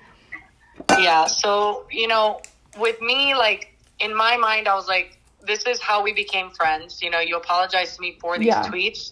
So in my mind, I was like, there's no way she didn't know that something bad happened in regards to me that day, or like that you contributed negatively to me on that day. So when I saw your video, you know, that's kind of what I wanted to talk about. And I want to be upfront. There was no part of me that was going to be like, put your video, you were lying in it or whatever. I know you thought that that's how I was coming at you. It really wasn't. It was just like, Gabbie, there's proof. Like you were really, really against me. And I remember, because I remember that day. You don't remember when you don't forget when people hurt you. So I remember that day very vividly. And, you know, to be 100% honest, like, this is not something that you cannot come back from. If I was in your life today, I would literally say you are completely capable of bouncing back. And I'm not like, I'm saying this because, number one, remember, I did not put any of your tweets in my video on purpose. I really didn't want people to go looking for the tweets or thinking that those tweets happened. So just know that, like, I didn't say, oh, really? You told Deanna there's no tweets? Here they are. Like, that wasn't my intention. So people went and they found them and they started, you know, making their own timeline and doing everything. And this is something that you are 100% able to just be like, dude, yeah, I did that. And just what you told me, that, okay, I get that. You know what I mean? And the murdered teenager girl, like, you didn't know. That's fine. I understand that. And then the I don't know much about the other ones, to be honest. But you know what I mean? Like, I know you feel like you can't say or do anything right. But I do, like, listen, this is coming from someone, like I was trying to say earlier, Curtis would tweet me the most heinous shit favorite this if you'll willingly have sex with me, to his followers. I remember. Just want this shit. And so I had to learn, and this is not me trying to get you to stop talking about me on the internet, so please know that. I'm literally just saying, like, what my lesson was, and it was a hard fucking lesson. It was that I cannot convince someone to like me on a tweet. I cannot convince someone that I'm worthy of their trust or their belief, or that they should absolutely believe me. I can only sit down. I can put out what I want to put out, be careful. Like, I literally pick and choose what I want to put out and make sure that's what I want it to be, and let people judge me off of that. That's all I can do. And that's the same goes for you. Well, that people comes back to like what this all started with in the first place is this was me attacking drama channels, not Jessi Smiles, because I don't know how much you see. It was drama channels. I don't know how much you see of it, but it is incessant and it is defamatory, and like, they will not let me go. My uncle literally just like I've collected all of the videos and titles, because that's like a whole other fucking case. But like, it's obsessive to the point of like, literally, I showed a picture of a girl in a t-shirt and I said, I like your shirt.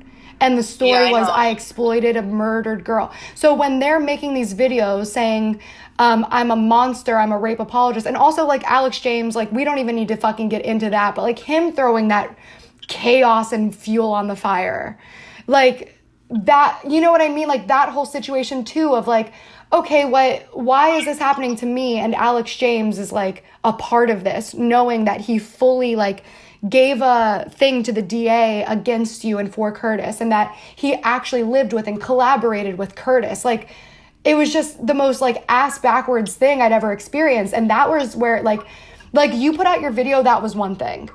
For Alex to pile on, and then like for Jen to pile on, and then for like the three of you guys to be interacting on Twitter and like talking about it and like celebrating it. It was like, I really, listen, I've already said in this conversation, I can acknowledge, like, I take responsibility for the shit that I do, and I really do not condone bullying you or anything that you've seen that's not on my page. That is something that is not in good taste. I don't condone that. And I definitely don't participate in that. And I, as far as like, after my video went out, like I said, I was fucked up mentally. I was completely like, oh my God, my anxiety was all over the place. I didn't post for a long time. It was a shitty time. And then right before Christmas, my video made Curtis put out a statement. I don't know if you knew that. I saw it, yeah. So that was horrendous for me. That was a traumatic thing in itself. So I have struggled with, like, when I saw your video, it did make sense to me. I'm like, that's fine. She wants to respond because you could, in my eyes, you could have responded whenever you wanted. Like, that was not a problem for me. Everyone else doing things, you'd be surprised how little anyone runs anything by me. I'm like you'd really be surprised.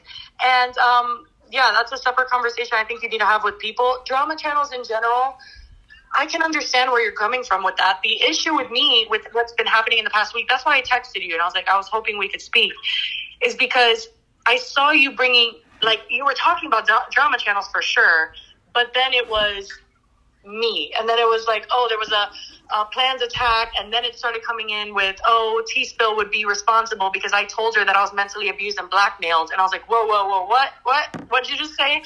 So then I started being brought into it where it wasn't about drama channels anymore. So this past week, I've just been completely like, what the fuck do I do? Like, I've just not known how to handle it. So today with the podcast, it was the last straw. And I was like, I just need to put forth the evidence that I didn't lie. And that literally anybody who said my side of the story, as far as like, I didn't hear drama channels calling you a rape apologist, but I don't doubt that some did, because there's some of them that are not very great, researchers. I mean, that's like constant. Like, they've almost all at some point or another called me a rape apologist and said that I left my best friend for her rapist. And like, that is the narrative that's been told.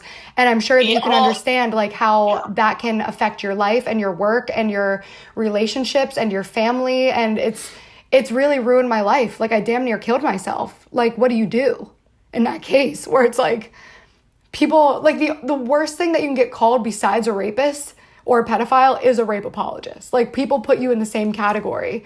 And it's like everybody's... They shouldn't. No, they shouldn't. But they do, unfortunately. And it's like, no, it's not your responsibility to, like, control your fans. I'd never say that. But, like, it felt like when you were, like, liking these tweets by Jen or, like, liking Deanna's tweets or, like... I don't like any heinous things by Jen. Like, if Jen put something mean about you, I would never like it. Like, I really just don't. I don't engage with her when she's talking about something really mean to you.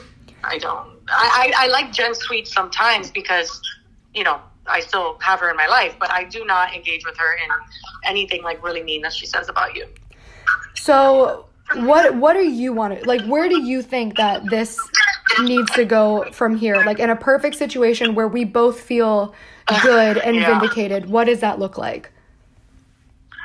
That's a $1 million question. I don't know. I feel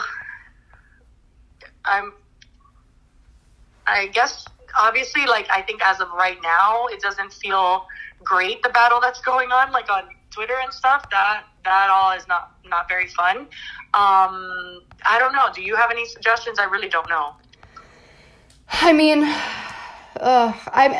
what I feel like I would need, I already know that you're not going to be, like, down with, but, like, maybe I can present to you what we would try to settle for outside of court without going to trial, and then maybe we can find something from there. Because, again, like, I don't want to deal with any of that. So maybe... Wait, you mean like money? No. Like, my goal was I never wanted money. Like, I didn't want to sue for money. Like, gotcha. If there was something where the lawyer said, well, we literally have to, then it was going to all be donated to rape survivors and domestic violence survivors. Like, it's not a money thing. Gotcha. What I was going to go for is deleting the video, obviously. A public statement that's, like, basically a retraction and apology for a lot of it. Because, like, even though you didn't make it lead to this and this and this, like, those were really emotionally charged and in some spots very defamatory statements, and like realistically that video just shouldn't have happened. I think that we can both agree that like that's not the way to handle an interpersonal conflict with somebody that you don't like to do that. Like, we're in our 20s, I'm almost fucking 30, and just never speak about me again. Like, that's all I want, is to like this part of it to go away. And I appreciated when you said in your voice, in your notes, like, I didn't start this rumor, because that has helped. Like, people saying like, even Jessi says that like this didn't happen and da-da-da. Like, that's been great. Yeah, I mean, of course. And I also, you know, I want to say really quick, the reason why people are saying that you collabed or you defended your best friend's rapist is because the timeline is so weirdly close. And because I didn't include all of these tweets, people started like really drawing their own conclusions. They started saying, oh, they were friends at this time. Oh, Gabbie knew beforehand. And I didn't want that. I just didn't like. But you also didn't dispel it. You know what I mean? The only way to dispel it though is to show all your tweets. So that would have been like.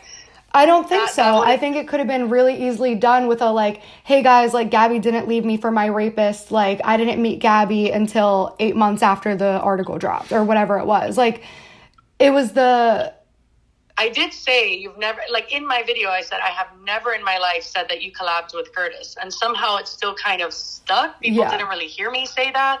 I said that in my video. Because at that point, the rumor had just like perpetuated so much to the point where like on TikTok, I don't even think people know that they're talking about you. They're just saying, didn't this girl like defend her friend's rapist or like leave her friend for her rapist? And like, that's the story. Yeah. So like. But then it, you know, I guess for me, like on my side, it really quickly turned into, instead of you just saying that and being like, no, I didn't collab with my best friend's rapist. I didn't defend my best friend's rapist. I wasn't her best friend at the time. You just said, I never defended a rapist. So that's when my pain started coming in and my hurt over what you were doing started coming in. And I just started feeling like, yes, you did. Yeah, because that deleted tweet, I literally didn't remember until, and I would have put it in the video. But like, that's the thing about like, No, I mean the one that was like deleted, not the Beware of a Girl with a Broken Heart one, the one about the thousands of women, like that one. Like I would have 100% shown that. Yeah, and there was even a person who, I don't know what, you had one deleted tweet, but there was a person that I have your previous interactions. He was like, I guess a random Twitter person you knew. And he responded to you on that day and said, oh yeah, the prequel to Sleeping Beauty. Like I was raped in my sleep. You know what I mean? Like this is shit that was fucked up, and then we spoke about it, and I totally you apologized, and I said, sure, and then we moved on. But I guess my pain and my trauma was brought up in this situation because you were saying, this never happened, and anyone who says it does is liable for defamation. But so that's just like the shitty thing about like dealing with stuff especially from 6 years ago publicly, because on my end I'm like, what the fuck is going on? Like I don't remember this tweet that was 6 years ago that I deleted, because like I didn't go back later in life and like search that day and delete tweets. Like if that's what I was doing, I would have deleted all of them, the ones about the TMZ, the popcorn. I believe that. So like that's why I didn't. Yeah, go ahead. I think you deleted them close to the situation for sure, or even if when we became friends or whenever, it doesn't matter. Like I know you didn't delete them like trying to hide them now. What I'm saying is that, you know, in your video, when you're saying this was a complete like misconception and I don't, you know, that this was just a song lyric, that was painful for me. And then on top of that being painful for me, I really did just want to talk to you privately. And then this whole thing that's happening, I know it started about drama channels, but I very much became a part of it, and I didn't even engage in it at all. I just kind of let you go through it because I do see you're going through a lot, and I'm not happy about that, and I don't want to make it worse for you. However, it's painful for me too, being brought into it and being like, Jessi's abusive and Jessi this and that. I mean, like, on top of the fact that you're denying that I've never been a rape apologist, this is just ridiculous. This is a false narrative from a toxic ex-best friend. And I'm like, oh shit, this is painful to hear, you know? So I know you didn't know about it then, but you do now. And that's really it. I think that, like I said, I don't feel comfortable being honest, like sitting down and just being like, I didn't mean anything I said, because if I'm being honest, like I I don't, like, I did a basic table reading of your DMs. You know what I mean? Like, I tried to add as little of commentary and my own personal stuff as I could, even though obviously I did. But like, you did include the thing that you knew would bury me. Like, saying this thing, which I think that we do need to talk about that. Saying that I said his friends didn't rape you, and I still maintain I don't remember that. And, like, I can prove that it was a FaceTime call, and the only situation that I could imagine something like that coming out of my mouth is because, like, I hung out with someone and I felt like my relationships had been controlled for so long that, like, I snapped. And that's what I said to Abby, because I was like, well, why would I ever say something your relationships like what you did with, and, like, when you called I don't want to put their names in it, because the girl you used to live with? No, the girl who was, like, the friends with Justin Bieber thing, like sabotaging that friendship. And then I was getting calls while I was at BuzzFeed saying, like, Jessi just called me screaming that I can't be your friend. And then, like, the stuff with Jen where, like, Jen wanted to be my friend and then you wouldn't talk to her because she wanted to be my friend. And it's like, well, that was a different situation. You and Jen, and here's the thing with you and Jen too, really quick. You and Jen obviously started hating each other way before me. Like, me and you were still close. I was stuck between having two people I cared about, you know, hating each other. So that was a shitty situation, and you and Jen have your own history, and that's why you guys feel whatever way you feel about each other. In that time, you know, Jen, after hating you, started, like, being your friend, and then you would reach out to her whenever you thought I was talking about you in a video, and that bothered me. And so I would tell Jen, like, why are you leaving that line of communication open for her to just come to you and be like, was that video about me? Like, I didn't like that. You know, I thought that was weird. I didn't feel comfortable with that. So that's the start of that. And then, you know, there's a bunch of shit after that. I don't even know how to keep track of the situation with you and Jen. However, I don't remember this girl that you're talking about. I really don't even. That was the catalyst of the end of our friendship, because that was literally the day you told me you didn't want to be friends anymore. It was because who actually ended up becoming Curtis's assistant. I don't remember if she was at the time. She actually reminded me recently of that. Like, last week, she was like, well, yeah, it was Curtis's assistant. And I honestly, that might be the fucking situation. Like, this might be the aha moment of what we're talking about is who was my friend who I had told you about. I was like, yeah, there's this girl, you know, that girl that Justin Bieber posted on her Instagram, or on his Instagram. We've been hanging out a lot, and something about just talking about how she was, like, something with Justin Bieber, and I was like, we go on hikes. She's like, tight, whatever. And then, like, a day later or a couple days later, she called me super upset, and she was like, you told Jessi that you only wanted to be my friend because of Justin Bieber? And I was like, what? And she was like, yeah, she, like, told this person, and then they told me. And I was like, why would she say that? So then I called you to ask you about it. Why would I say that? I don't know. But so the conversation went, I asked you about it. You said no. And then you said, well, I only said it to, and then I said, well, why would you say it? And then you said something about, and then I was like, okay, so was it, or is it just, did you not say it? And it turned out to be, like, this car full of people with and somebody else that you said, like, I was using her to get to Justin Bieber, and then that, like, fucked up our friendship, and I asked you about it. And then once I, like, asked you about it, you were like, you know what, Gabbie, I know that you don't need to use me anymore because you're friends with Jenna Marbles now, and she has more followers than me, and she can give you more popularity, but, like, I don't worry, like, I'm not taking it personally, like, we're just not friends anymore, sorry. And I was like, holy shit. The way I remember it is I went to Oprah's Life You Want weekend, and I had the best week of my life. That was when I had a complete enlightening moment with my own sexual assault, and I completely had so much healing in my brain. And I was sitting on my bed and texting you and just being like, hey, I just don't think this friendship makes sense, because I had reevaluated everything. Maybe something happened around that time, but I remember why I texted you. That you actually got upset at me because you said it was for no reason. So well, it was a phone call. It was a phone call, and I was like, I remember it so vividly. I was like on the corner of the street where Alex used to live, and I remember, like, crying on the corner because you were like, I don't want to be your friend anymore because, like, I get it, like, you're friends with Jenna, she has more followers, and I was like, what the where is this coming from? I would never say that sentence, Gabbie. But, like, sometimes you say things and I'm like, girl, that's not me. Like, yeah, but then it's like I say these things and then you just like invalidate my experience. But like I'm literally on the phone with my sister, like sobbing, like saying like Jessi literally ended our. But you did say that, Jessi.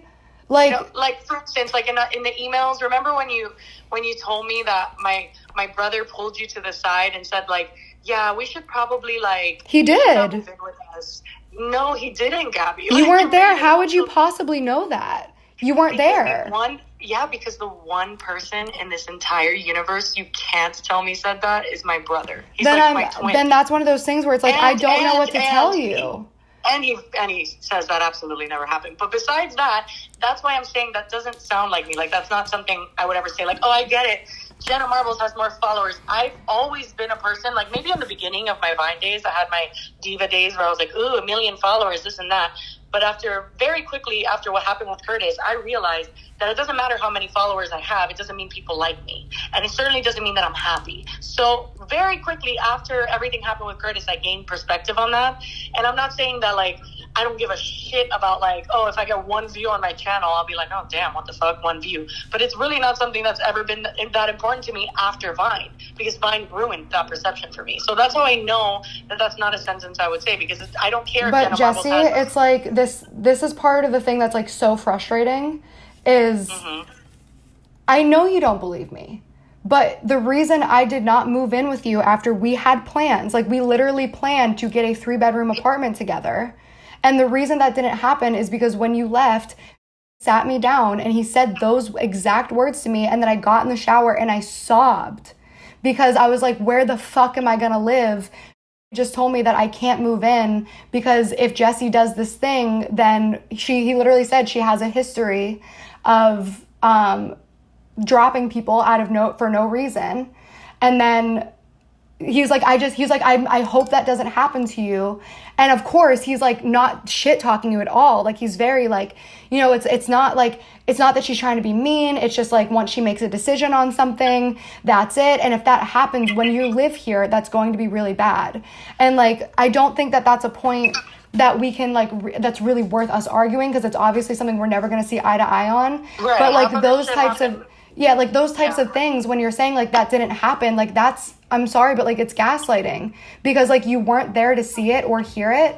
And I know for a fact that is why I did not live with you after we had plans and I wasn't looking for an apartment. Like I was dead set on living with you guys. Mm-hmm. Why? Okay, actually, this is a great question because it might help us meet somewhere and like find some clarification. Why do you think I didn't move in with you? That's, I know one of the main reasons. You were being persistent about the amount of money you wanted to pay per your room, and you said that it wasn't fair that I was paying less, even though I was paying for me, and we said $1,000 for your bedroom, and you were like, no, that's not fair because that's not split equal, and that was like a big issue. Like you were like strong on like what you wanted to pay on, and that was one of the main things. Do you think that there's any possibility that maybe you guys had decided that you didn't want me there and that you had to like, okay, well, we need to tell her something because we're not just going to tell her we don't want her to live with us. And like, that was just the thing that was said to get me to not live with you guys? Because it was said, like, okay, for sure. If I'm being honest, and I don't want to, like, this is just something like I never really wanted to bring up to you because it's like, for what? To make you feel bad, like, or whatever. That was how it felt. So if like, I believe. Yeah. So that was how it felt. He just was like, I don't think it's a great idea. And then I said, I cannot talk to Gabbie about it. There's just no way I can't do it. And he said, okay, I'll do it. So I remember he spoke to you. I just don't believe he would be like, oh, she cuts people off and does all that. However, I know he spoke to you, and it was, I kind of told him to do it because I didn't want, you and I were so close at the time that I was like, I don't want to tell her no. You know what I mean? Like, I just didn't feel. Well, I mean, that is what he told me. He said it's because you have a tendency to cut people out with no reason. And if it happened while I was living there, that it would get really ugly and it'd be like really hard with the lease. And maybe it was just something that he said to, get me out of the apartment. And that's fair. But like, that is still, what happened. And Yeah, it hurt. but we were still friends after that for a long time. But we didn't hang out though for so long. And like my timeline of things is like I got kicked out of the apartment and I went and found my apartment, and then I kept trying to hang out with you, and I was like texting you like, can we hang out? Can we hang out? And then you would either not answer me or say you were busy. And this is the perception that I had, especially with what you told me on the phone. Like I would go to Jenna's house and then we would Snapchat, and then like 20 minutes after I posted a Snapchat with Jenna, I would get a text from you being like, hey, where are you at? I want to hang out. And I would be like, oh, sorry, like I can't hang out. And then I think that's what led you to say on the phone, like, I get it, you're friends with Jenna now, like she has more followers and it's like way cooler to be friends with her, because like maybe to you felt like I believe that I could have said, I get it, you're friends with Jenna now. I don't believe that I would say she has more followers than me, because I've never looked at friendships like that, ever in my life. I've never looked at, I mean, you know this, when, you know, and now, like, everybody's like, oh, you're using Gabbie, you're this and that. Like, we know our history when you were in an airbed, and, like, we were all, like, chilling, and followers didn't matter. Like, you knew that. So I'm not I actually, like, despise talking about followers and money now more than ever, but like even back then, like I said, after Vine, I hated that bullshit. So I believe I could have said, like, now we're just talking about like what we could believe we would have said, which is kind of pointless, but whatever. I think it's not pointless. I think it's good, because like I also think that there's a chance, and like maybe try to humor this idea that like when I'm getting upset on the phone because you're saying like, well, you're friends with Jenna now, that like you get angry and it leads to a conversation of like, well, you already used me and like she has more followers now. And this is just my perception of things that happened, but it felt like you loved hanging out with me and being my friend. And then as soon as I started like picking up traction and you had stopped posting because of all the hate, it felt like that was when it started to take a turn, was when like I started growing. No, Gabbie, I mean, that's never been an issue for me ever. Like, I don't mind having people. I've always been friends with people who have way more followers than me and way less followers than me. It's not something, and you know, all in all, you should know. I mean, I'm the one who wanted you to start a YouTube channel. I taught you how to edit. Like, I wanted to. I know, yeah. I would have. There's no realm in reality that I would ever not have wanted that for you. So, like, literally, it's just, But then it also was, like, people, like, telling me how you told them, and, like, they were sending me, like, screenshots and stuff of saying how, like, I used you and how, like, I forced you to collab. I will say, when our friendship ended and how everything got ugly, there could have definitely been points where I felt used. Now, do I still feel that way now? Maybe. No, I don't. Like, looking back, I'm like, I think everything just happened the way it happened. But when I was angry, I'm not going to say that I never felt used by you, because, you know, we always Vine together. I would buy you everything, and you would be like, no, Jessi, don't do that. Like, I wanted, like, literally, sometimes I felt used, but I don't feel that way now. You know what I mean? So, yeah. I can definitely believe that I would have said to someone at some point that I did feel used. And I'm glad you brought that up, too, because that was one thing that, like, bothered me, too, is, like, you were telling people that, like, she made me pay for everything and, like, made me buy her drinks. No. And I was just, and, like, that hurt my feelings because... No. But do you think it's possible that, like, in the moment, like, when you're angry and, like, shit's going down, that, like, you said those things? No, I think in the moment, if, like, I don't know, if I'm, like, explaining the story and I'm, like, I'm trying to think of if I was the most upset I've ever been, that I could be, like, explaining everything. Like, I taught her how to edit. I did this. And saying it in an angry way, I would do that. But, like, paying for things, I love paying for things for everyone. It's, like, my favorite thing to do in life. So, like, I would never, and I'm never a person that's, like, guilting someone into, like, oh, you should have appreciated that. Really not. So, the paying for things and all that shit, I would have never said you made me pay for anything, especially because you were not, like, you were at a point where, like, I don't know, like, I had no problem doing it. Like, you were my friend. I do that for all my friends. Like, you know what I mean? So it's definitely not something I would have ever said. As far as, like, the editing thing and all that stuff, maybe angrily I could have said that once upon a time, but I honestly, I can't pull up one specific time from my memory. Yeah, it just seemed like this thing that kept getting back to me, like, over and over is, like, I did so much for Gabbie, and, like, she, like, used me for views, and she forced me to collab, and, like, that hurt me, because I remember like when I moved in with you, to be so careful to not ever make you feel used. So like when you asked me, or I asked you, I think, to be on my channel first, and I remember being like, but like, please don't feel pressured to do it. Like, I just think it'd be fun because this thing happened with the massage, and I think it'd be like really funny because you were there to be a part of it, because that was our first story time together. And they were like, oh my God, no, like I really want to, and I want you to be on my channel too. And then like any collab we did, it was always like, but then I'm getting these like messages though, being like, saying that I used you and that I like forced you to collab and like put you in uncomfortable situations. One thing I want to say for sure, and that there's no doubt in my mind, it is why I have 2 internet friends and I've known them forever at this point, is that the culture of Vine was extremely toxic as far as drama came. So, you know, like I said in the beginning, you were hearing things about me and I was hearing things about you. And I do think that contributed to some extent to our animosity towards each other. But yeah, no, like I never just went around saying, oh my God, Gabbie, that girl used me, because it's not what I believed, like ever. Like I said, in my most upset, I could be like, wow, I taught her how to edit. That's not nice that she did this. Or like, you know, not saying it like that. Who talks like that? But you know what I mean? So yeah, I think that world was extremely toxic and that we were always hearing what the other person said. That I can definitely agree on. Yeah. Okay, so now we're just back to like, where do we go from here? Because we're obviously in a nasty situation, and like, just to be frank, because like this is like my life and like my career, like this is something that I can't stop talking about if there's not something to put it to rest.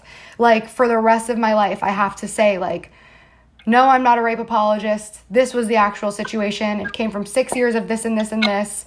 And like this part was a lie and this part was a lie. And I never tried to control her relationships. I never tried to do this. And she used this video, but like edited it out the beginning. And like, I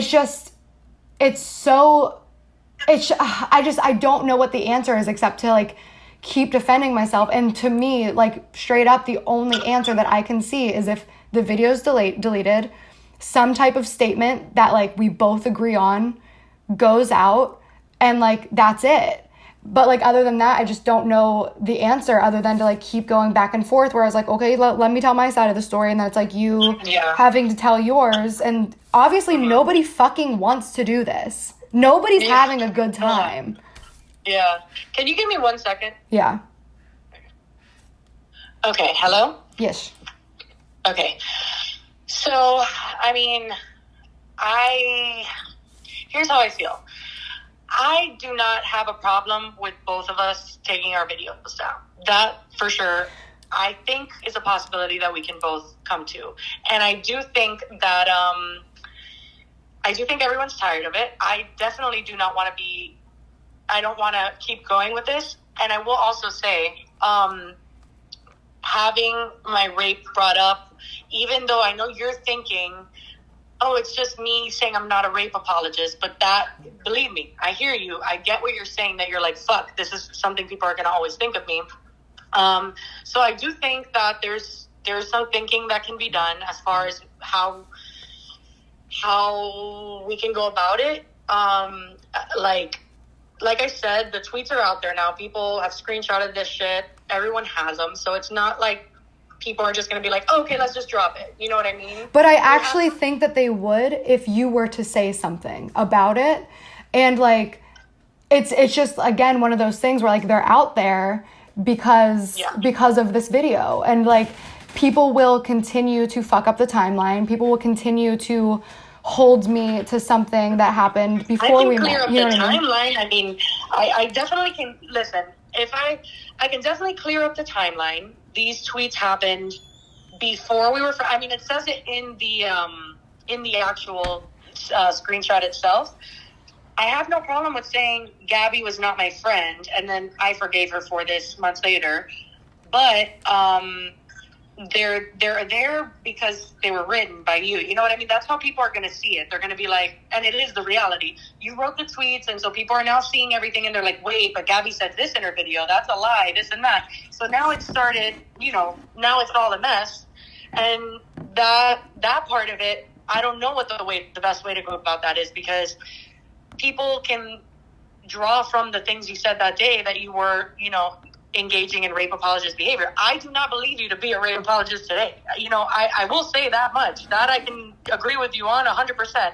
But people drew their conclusions because they went and looked for the tweets. But that never would have happened if you wouldn't have made a video saying, like, super emotionally charged stuff that, like... It wasn't I mean, to me, I was just reading the messages, which had a lot of really, really insanely personal things. No, I'm talking about the, like insisting, for example, that it wasn't a FaceTime call when it absolutely was.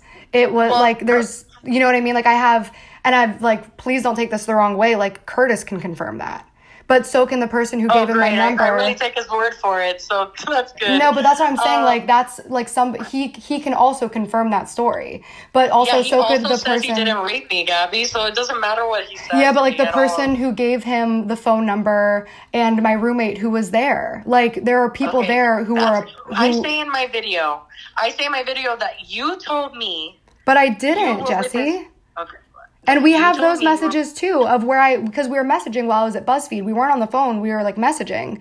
And I told you Curtis FaceTimed me. Like, it's in writing. So then you should have the Curtis's friends didn't rape you text. I didn't say it. But that's what I was saying about the thing is that's why I'm wondering if that's where that was said. Because whenever we were talking about... That's the thing is that when things hurt you, you don't forget them. Just like I remembered these tweets and you forgot them. I was literally on an escalator on my way up to Target when I used to live downtown when you said it to me. So then you're talking about a phone call then. So then that's a literally completely different situation that I think you're conflating with this one. We were on the phone and then we hung up and started texting. It was both. That's what I'm trying to say. Literally, I mean... I know you said it. I would have never in my life said that you did if you did not. I've been accused of falsely accusing people of things my entire life, and you yourself said I can't in good conscience say I didn't say that. Jessi, why in the conversation where I was telling you, that I talked to Curtis, why would I say his friends didn't rape you? Like, what situation would that... Like, what context? I explained it in the video. This is how you explained it to me. Okay, that you were hanging out with, you know, his group of friends who is all those people that are just, they were Viners. You didn't plan for Curtis to come. Curtis showed up to where you were and then pulled you to the side and either told you or you were pulled aside and he was on FaceTime. One or the other. Jessi, those are three different stories. And I think that's where the confusion is happening. So please just hear me out for a second because those are three different situations that you're talking about. The first one is he FaceTimed me right after our first fight because I genuinely, dead ass, do not know how people knew about it. I assumed that you were telling people about it. Why did you pick up to him? I didn't have the number saved. And then I answered it because I was still... I was like nobody. So like if somebody's FaceTiming me, I'm like, oh, like I must know you. So I answered it and it was him. And he said, I got your number from this person who I don't want to say right now because like that is the last person that wants to be involved in this shit.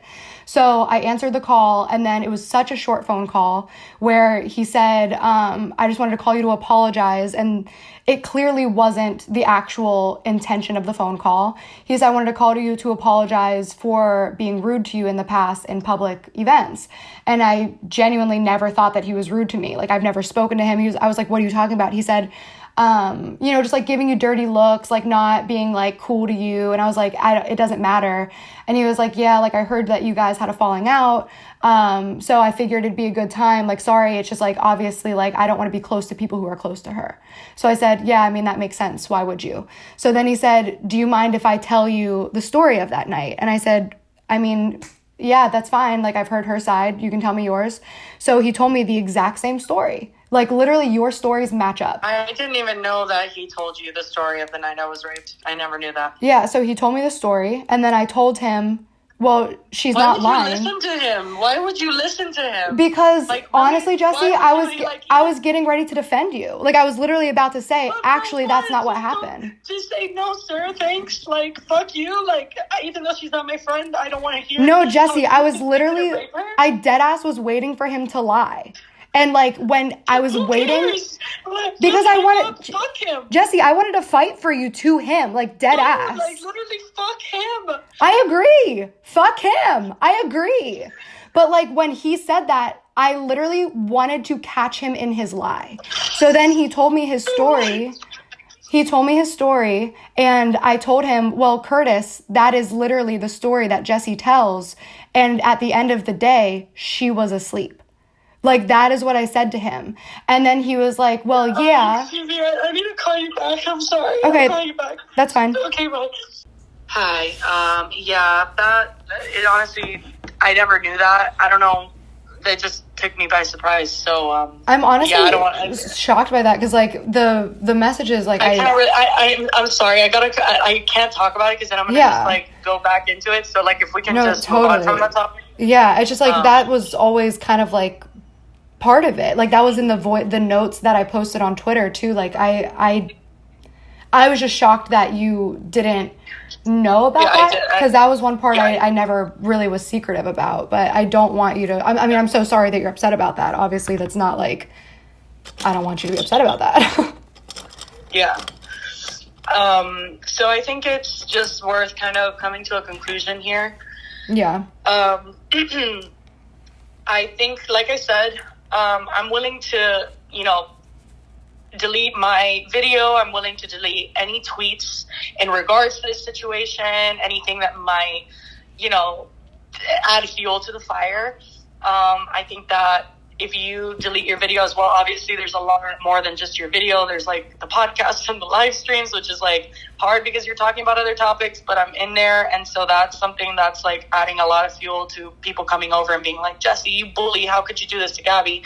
And just, anything really that I feel like what's happening right now. And like I said, I know that you're feeling like you're finally defending yourself with other things involved, right? Like drama channels and all that stuff. And I'm not telling you to stop that fight. I just, when the term, like when the whole rape apologist thing comes and it's so casually, like I'm not a rape apologist, never was. That was a malicious rumor that was started to ruin my career, then it does affect me, So that's something that I think if we just get rid of, along with my video, along with whatever, and we can come to some sort of mutual statement of like, hey, we've resolved this, and we're just not going to talk about it ever again. Not in a Q&A, not in a little poke in a video. I have to be honest though, like this is something, Jessi, that's going to follow me for the rest of my life, and every time it comes up, I have to dispel it. Sure. And I have to talk about it.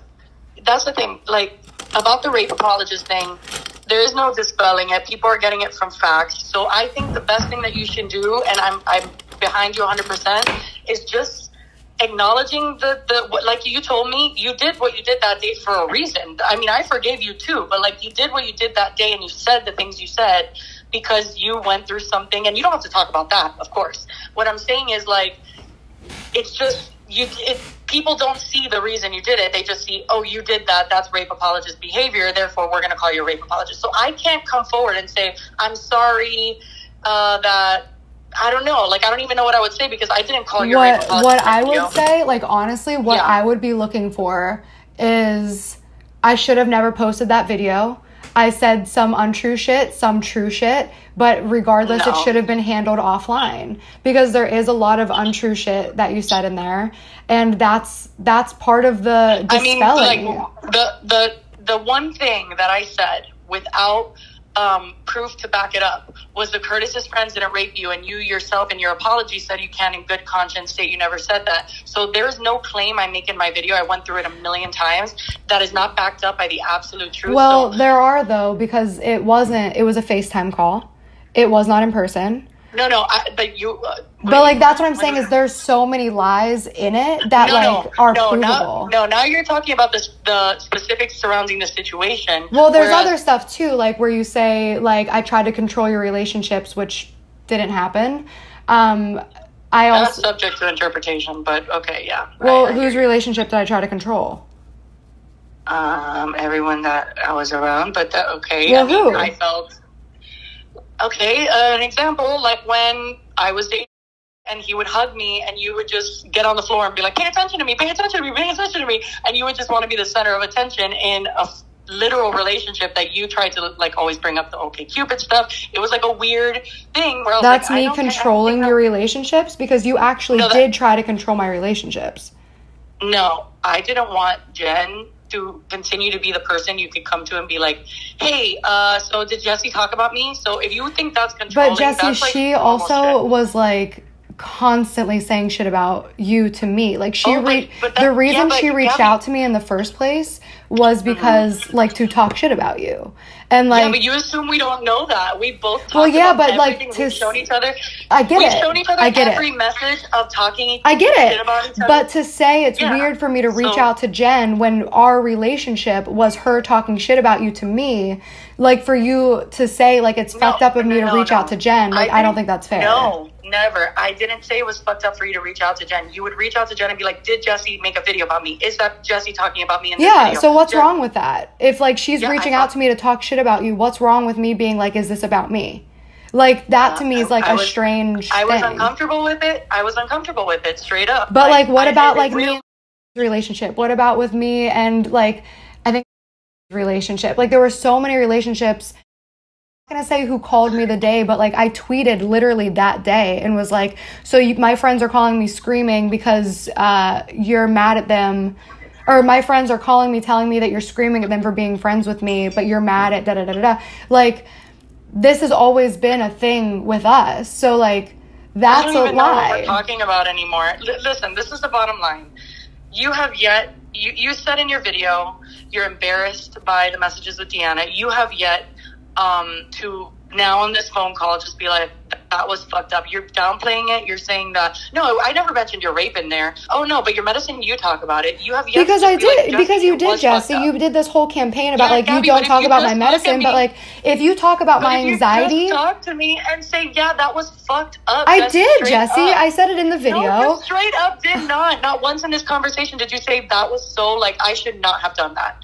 Because I've already said it multiple times publicly. Do you want me to say it again right now? Because I will. I shouldn't have taken it that far, but I also think that there needs to be some acknowledgement that, like, you've also done that, and you also had the same conversations with fans. Have you ever watched Dr. Phil? An apology with a butt after it is not apology at all. I've already apologized publicly twice, Jessi.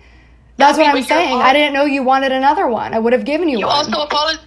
No, it's not. You're not apologizing to me in those videos. I don't feel like you're apologizing to me in those videos. We're having a conversation one-on-one, and I'm asking you. Have you apologized to me too? Like, okay, Jessi, genuinely? Yes, I have. Multiple times in this conversation. Yes, I have. Are you sorry for making the video in general? I'm sorry it caused you so much pain. I am. But can you just say you're sorry that for making the video? Because that was a very aggressive and public and damaging reaction to me having a private conversation with a person who was tweeting, by the way. There you go, minimizing it again. Jessi, she tweeted defamation. She was tweeting that I collabed with a rapist. So I had a conversation with her. Gabbie, I didn't quote tweet it, Jessi, because I've never wanted our drama to be public. That's not how you handle situations. I don't want to quote tweet it. I wanted it to be private between me and her. An adult. But what you did in those messages, and you read the messages, and I've read them a million times, you said, hey, can you tell me, like, genuinely, I don't understand why this rumor has started. Yes. Deanna sends one message, and you go, here's the thing about Jessi, and the whole No, that's not what happened. I said that's not true. That came later on. I do too, Jessi. That came later on, and then I already explained why it got there. It's because I felt good finally talking about it, and she was an adult, and I was having a conversation with an adult. Like, that's inappropriate. Oh, now it's an adult, when in your video you were saying because that was a minor. I did think she was a minor, because the story turned into I'm manipulating an underage fan, and I genuinely believed at that point that Deanna was underage, because people were tweeting at me saying Deanna was underage. Then I found out, oh, she is an adult. And when I talked to, I'm not going to say who, the 3 people I talked to about it, they kept saying, why did you have that conversation? Like, what? So wait, Deanna's 15? That's what people kept saying to me. So I was like, I didn't know she was 15. And then they were like, yeah, I get it. Like, she's wearing a lot of makeup, so like it's easy to assume she's older. So I was like, what the fuck? Deanna's 15? I thought she was an adult. And like, it was just having an adult conversation who like, in the conversation, she's literally saying to me that she believes me and she feels like she's been deceived by you. And I was like, yeah, fuck yeah. Like, somebody believes me for once. That's so not an excuse. Jessi, but you also talk about people to fans. So, like you do it too. Gabbie, but you're literally taking one thing in a video and putting this picture in your head that I have shared everying you've ever told me, and that it. I didn't say that, Jessi. No, I didn't. Gabbie, what I'm saying in your video. I mean, you said it in your Twitter today, and Lily called you out and was like, "That is not her saying like your name." And then what I said was, but the hypocrisy is astronomical, because she said the purpose of making this video was because I talked about personal information to a fan, and you do the same thing. Whether that was about me or not, you still said that you did that a few times, is what you said. So, like, why are you able to take fans to dinner and say why you're not friends with this person anymore? But if I DM somebody you don't know what I said, or if I made it up for the video. You don't know. You know. Why would you make that up for the video? Did you make it up for the video?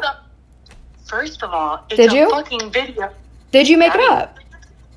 What is it? Like, I'm literally, this is not an interrogation, and we will end the conversation, and I don't want to get there. So I'm literally just telling you, the one thing I know for sure. You're getting defensive because I'm asking you questions. Answer the questions I'm asking instead of getting defensive. Did you make it up for the video, or did you take fans on dates and, like, talk shit? No, Gabbie, I didn't take fans on dates and talk shit. So is that what you want to hear? You didn't, that is the truth. So you didn't talk shit to fans? I have been to lunch with fans. First of all, if you knew anything, you would know that situation didn't even involve a boy. I was not even being trigger about the gender. Okay, you don't know if I just said that to make the fucking video more interesting. I was sitting with and we're trying to come up with stories of awkward fan encounters. That's why I got the prom one in, and I just started fucking saying shit. And you're saying it as a proof, because it feels like a really weird thing to just randomly say, and it feels like because there's no proof that you actually spoke about me. And I will tell you this: there is a fan who came forward, who is a friend with one of my fans who went to lunch with you before, who has provided information. So, like, that is out there. Gabbie, I'm going to tell you this right now, okay? And hear me very loud and clear. Okay. I have never in my life, this is, and I want you to know this, because this is very important to know. And if I was ever going to address this situation again, it's very important to make the distinction. There's a difference between you saying in your messages with Deanna, I'm not friends with Jessi anymore. She told this one girl of whatever Justin Bieber thing you just told me, right? That's a different thing. And then me saying, by the way, look at her messages. This is pretty crazy. Look at her messages. By the way, did you know she was on this medication? She called me and apologized when she was on this medication. And also, let's talk about her rapist and how he called me and this and that. I didn't, but that's actually literally not what happened. I didn't say, did you know she was on this medication? Because you publicly have spoken about your medication so many times, literally made a video about it. No, people have asked you on Twitter. But because those little details matter. Because the narrative isn't... Yes, they do. Because I'm being accused of spreading private information about your medication when you have been very openly and public about it. So the verbiage... Don't speak over me. The verbiage matters because what you're saying is, did you know she was on this medication? And that's not what happened. What happened was you publicly talk about your medication. I assume Deanna knows that because you publicly talk about your medication. And I said, you called me and said this thing, which was like, I don't understand like how this keeps happening because she literally called me and said this. But the thing is, Jessi, I've already apologized about it twice. Okay. So like, what else? So like, this was. Not hearing me when I'm saying. First of all, remember when I talked over you and you kept saying, "Don't talk over me." Please let me finish. The point is, this is kind of what happens throughout our entire relationship of 6 years is we talk about something, I apologize for something, and then you keep on bringing it up in a different light. And it's like, Jessi, how many times do I have to say I shouldn't have taken it that far with that fan? How many times do I have to apologize and say, you're right, I got caught up in the moment and I shouldn't have done it? I agree. I shouldn't have done that. So can we please move on from that aspect? Yeah, but why did you have to go into all that just to say that? I just said I would appreciate because you keep bringing it up and twisting what I actually said. Gabbie, I mean, we're on a phone conversation, person to person, and we're talking about something that hurt me to see.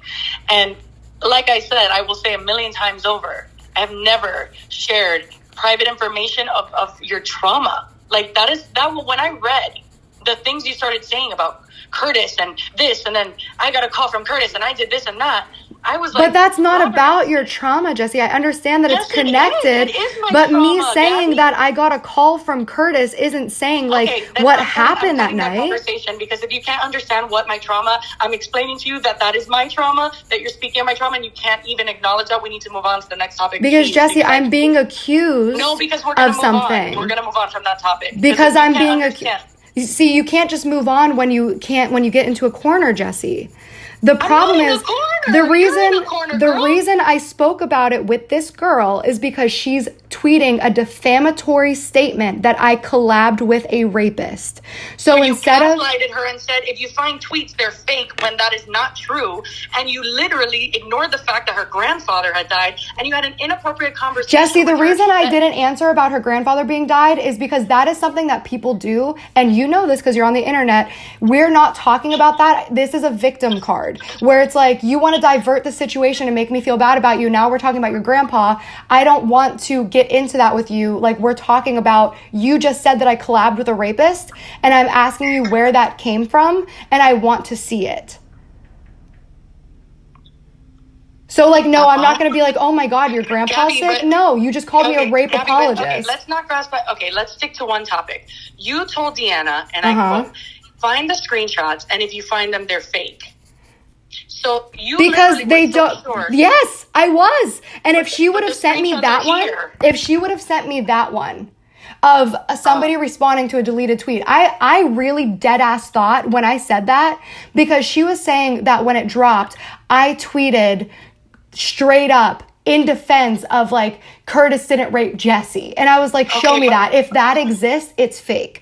That's what I meant. You were saying I was lying. So yes, that is true. And to some regard. But I'm saying what I thought that she was saying was that I was like, I thought she was going to show me a tweet that literally said like, fuck Jessi, Curtis is a rapist. So when I said, if you see it, it's fake, that's what I meant.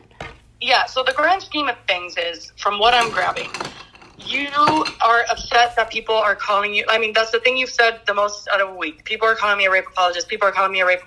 And because I'm not. Yes, but you were. You know what I mean? So like, but I also wasn't, Jessi, to say that I'm a rape apologist because I said something that but it doesn't matter. Like, even back then, that's not being a rape apologist. That was the entire Vine community was saying that you were like lying, and I made a mistake in a moment. Sorry, that is rape apology, but Jessi, as a viewer, when you're all of the people, you had 200,000 Vine followers. You did. And what is that? You know what I mean? 200,000 people, like a lot of people.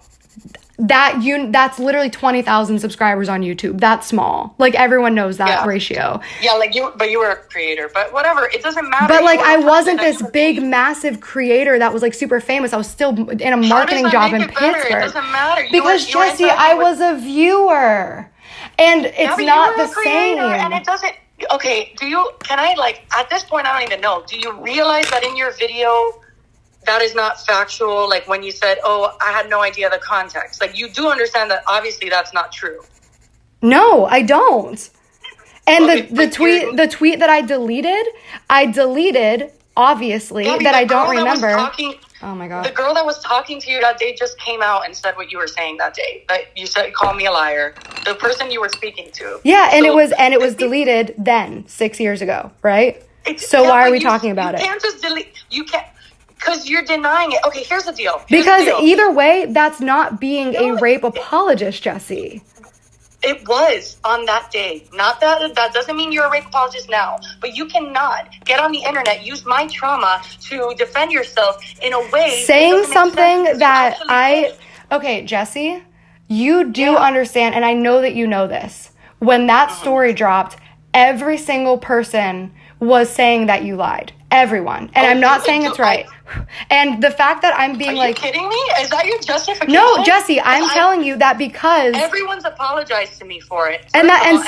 So have I. And so have I. And you're taking but it if you back, genuinely, like, never happened. because for a half a second, I believed it.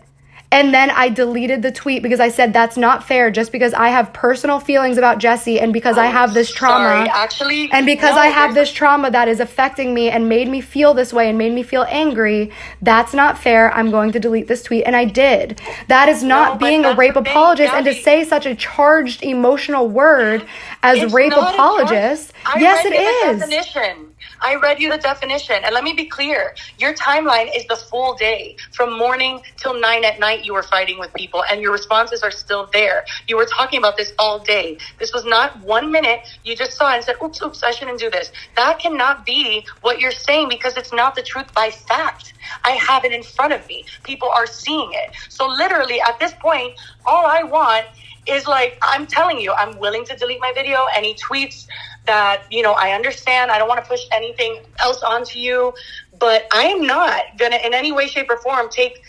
that I called you a rape apologist, or do I think it's fair that you're going on this tangent about not being a rape apologist? You know what I mean? Like, neither of those. But Jessi, all right, let's take this out of it, because this is one of those things that we're clearly not going to see eye to eye on, and we both have really strong feelings. Regardless of that, there were a lot of lies in that video that I can disprove that also made it look a lot worse. And that's why I'm saying I would need a statement saying there's some true stuff, there's some not true stuff. Absolutely not. Okay, Absolutely well then we not. just continue the way we're going. Like, I will be clear. I mean, like, if you feel like, I don't know if you understand this. You literally in your video said to your fans, I do not remember what this was about, all of this, and downplayed it. There is irrefutable proof that that's a lie, and you're willing to just let that be the thing. Like, I'm telling you right now, I'm willing to delete my video. I don't want to hurt you. Yeah, and that's great. And like, I think that would be so cool if we could do that. But at the end of the day, there's still a lot of lies out there, Jess. And like, there's outside of that, there's a lot of lies. And there's like, you know what's funny is that you're taking like, oh, it was a phone call. Oh, it was a FaceTime. Oh, it was this. Oh, it was those that. matter. Those details matter. Yeah, they do matter. That's why I was saying the story and I said it. You told me this is how it happened. But that's not true. Great. If you're changing that now, then that is what No, it is. I would never tell you, Jessi, that we hung out. Because you didn't let me finish. You listened to and him you didn't about the night he raped me, so I don't believe anything. And you didn't let me finish the story. And that's why I'm saying, because I couldn't believe that you would let him tell you. Jessi, that's literally always been what I've said. I've always said he asked me to tell. It's literally in my notes on Twitter that I said he asked me if he could tell me the story, and I wanted to catch him in a lie, Jessi. Like, I was ready to fucking tell him off and be like, that's not true. And then when he told me the same story, I said, yeah, so you're telling me the same story, which is she was asleep and you raped her. That's what I said. And then he said, okay, well, now you at least know it from my side. I said, okay, I'm never going to publicly bash you or defend you. I'm never going to publicly bash Jessi. And he said, cool. And then, by the way, he did try to blackmail me, by the way, afterwards. He tried to blackmail you or me? He did. Like, he was so fucking mad that I wouldn't defend him. Like, and I told him I never would. But I would hope not. Of course. I mean, at the end of the day, like, wait, but can I please finish the story that I tried to say before you like got off the phone? That's the first situation, was a FaceTime call. The second situation was when we were at an event and he tried to take a selfie with me, and I was like, no, that's not happening. And then the event that I'm assuming you have to be talking about is when I was at 1600 Vine, and then he came there. I think I was at Lele's, and then he showed up, and I was like, oh, fuck no. He tried to talk to me there and pull me aside there. Yes. Yeah, but that's a completely different situation. That's literally months and months later. And like, you made it sound like when he pulled you aside to a situation, he pulled you aside, and I remember getting pissed at you for it. But you told everybody that I hung out with him, and then that's where we had the first conversation. No, I didn't. Jessi, that's what your video says. Okay, well, go and look at it again, because you heard wrong. I said, You were at a place with his friends. He showed up and pulled you to the side. I said that. And you said that as the way that it all went down. Like the first time I talked to him, like you painted this picture of... I didn't even know you spoke to him all these times. I'm finding out now. And honestly, I'm frankly disgusted. So I didn't even know all Jessi, of this. what are you talking about? You're disgusted. I literally just told you about the first conversation that you knew about that day. I just had a... Don't tell me that, because I just had a panic attack hearing you say that you... Well, you're making it sound like I'm friends with him when I've told you the story from the start. It's on Twitter. Like, this isn't news. From the beginning, I have always... Peyton, can you please pull up the notes where I put out the first statement? Please. First of all, I didn't even read your whole statement. Full disclosure. Well, then that's not fair. It's not fair. You didn't watch my video until you made yours. What are you talking about? Yeah, you're right. Fair. You're right. Yeah. Okay, so we're back to this place where I still have to clear my name. I have to keep... I agree. Yeah, so I have to, like, keep doing this unless we find something that makes us both happy, and just deleting the video doesn't help me. Keep doing this. Like keep driving in and saying Jessi blackmailed me. Yeah. Jessi abused me. Yeah. And that's what you want to keep because doing. That is what I feel, Jessi. That is my experience. Let me make something straight, Gabbie. You're saying right now, if you don't take down your video, like that's what you're saying. No. Like, if you take down your video, all of this can stop. You're saying if I don't take down the video, you're going to keep calling me an abuser and saying that I blackmailed you. Is that correct? I'm going to continue to clear my own name. If you we can't find something. Apologist, then I will have to get on camera and show the timeline and be like, wait a second. And that's fine. Mad, we can do that. We can go back and forth. But that's gonna make it worse, Gabbie. Why do you want to make it worse? Let's make it like literally better. I'm trying to tell you, if you want people to stop calling you a rape apologist, you have to address the tweet. Jessi, and I will, but I also have to talk about the history of our relationship, and that's what I plan on doing, is saying this tweet came out later. How is that relevant to you being a rape Jessi, apologist? how is anything you did in your video relevant? You did a DM, and I basically did a table reading of it. And then you had to say all these personal details of our relationship. Of you tried to control my relationships. You said this one thing to me one time. So if we're just saying shit that hurt each other, like if that's the game, like I can do it. No, there's no game here. Make no mistake, there is no game. This is our lives. Yeah. Make no mistake. Yeah. So do not tell me, oh, this is a game, just like you told that person, oh, I want war. This is not a war or a game for me. I didn't tell that. That's so fucking funny. She told me she was... I saw the screenshot. Yeah, that's not what I said. I said, okay, then I guess we have to fight this war or some shit like that. Oh my God. The fact that you're talking about right now is so fucking funny. I saw video, so don't get too excited about whether we talk shit about you or not. Literally, this is the truth. You're me, like what you think I lied about in my video, you literally said I cannot in good conscience say I never said that. Now you're retracting that. Because I did not want to call you a liar. Oh, but you did in those messages. Like when private trouble calling me a liar? Private messages are not public statements. They are not the same, and there is a very clear difference. Where's that energy now? This energy now, Jessi, is because I waited and didn't say anything, and I said, I'm going to let this go away, and then the week I'm dropping an EP, you did this again. That's where the energy is. Like, ignoring it does not do anything for me. Okay, but what I'm trying to tell you, and this is the thing that's fucked up about this right now, is I'm saying, I'm willing to meet you, but I'm willing to say I don't want to hurt you anymore. I'll even do a joint statement with you of like, guys, we've resolved this, and that's that. Like, I'm really willing to do that.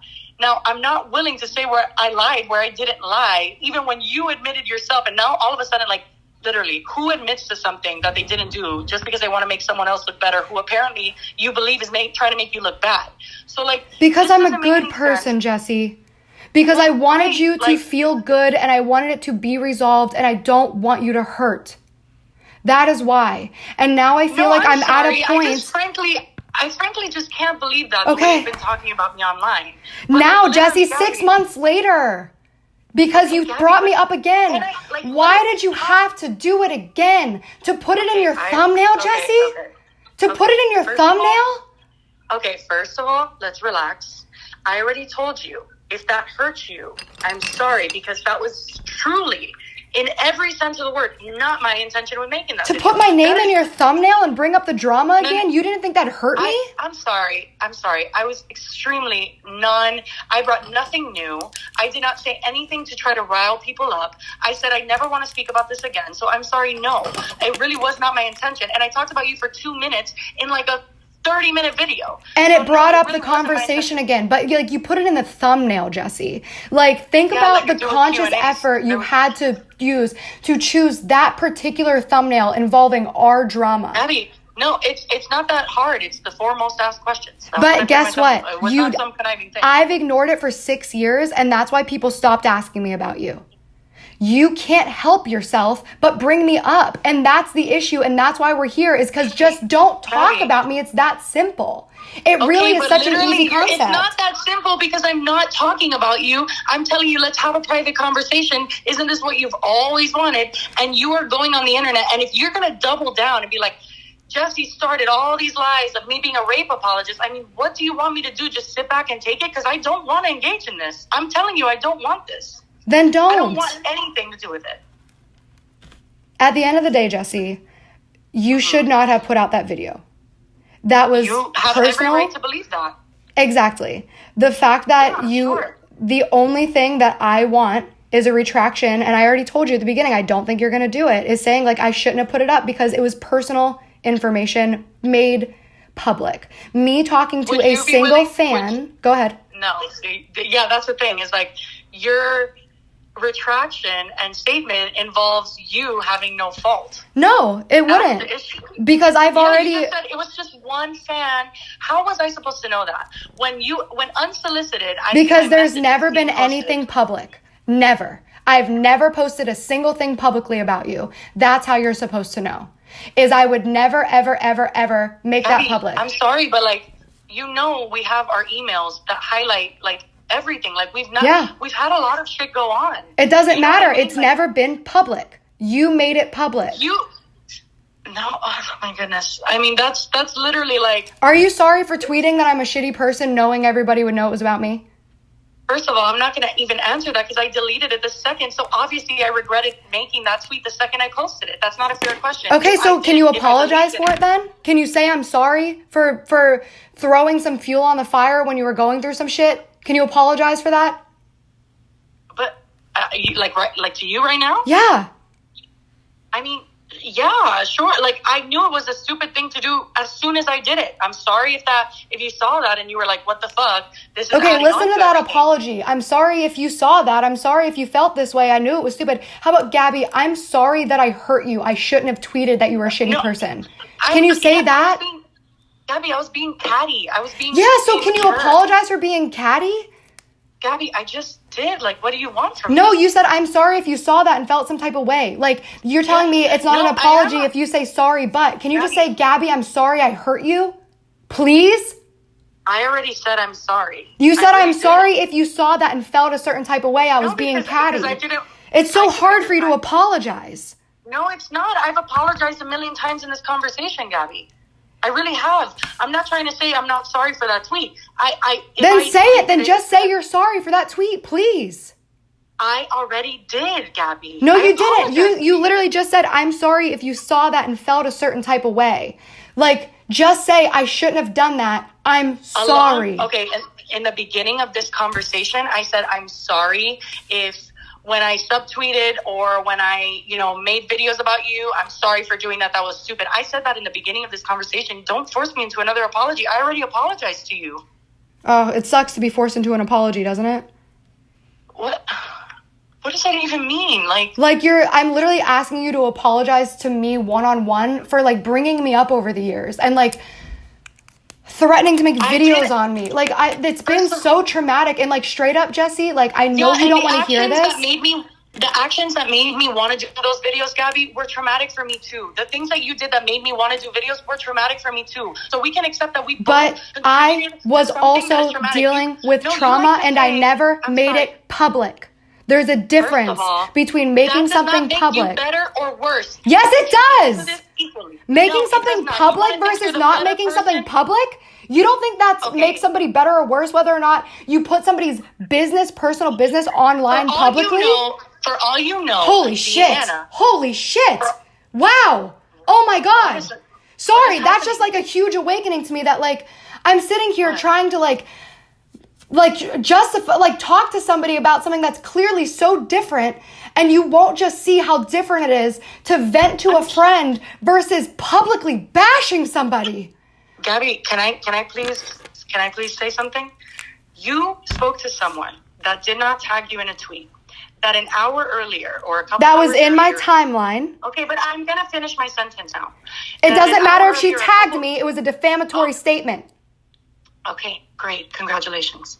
Congratulations. Okay, Jessi, I think we need to end this. That person did not. I think we need to end this because I'm getting very upset and I don't want to. I don't want to get here because it doesn't matter if she tagged me. She said my first and last name with a defamatory statement and I defended myself. I understand. Okay, let's end the conversation here because we're obviously not getting anywhere and I don't want to yell at each other. We would there for a second.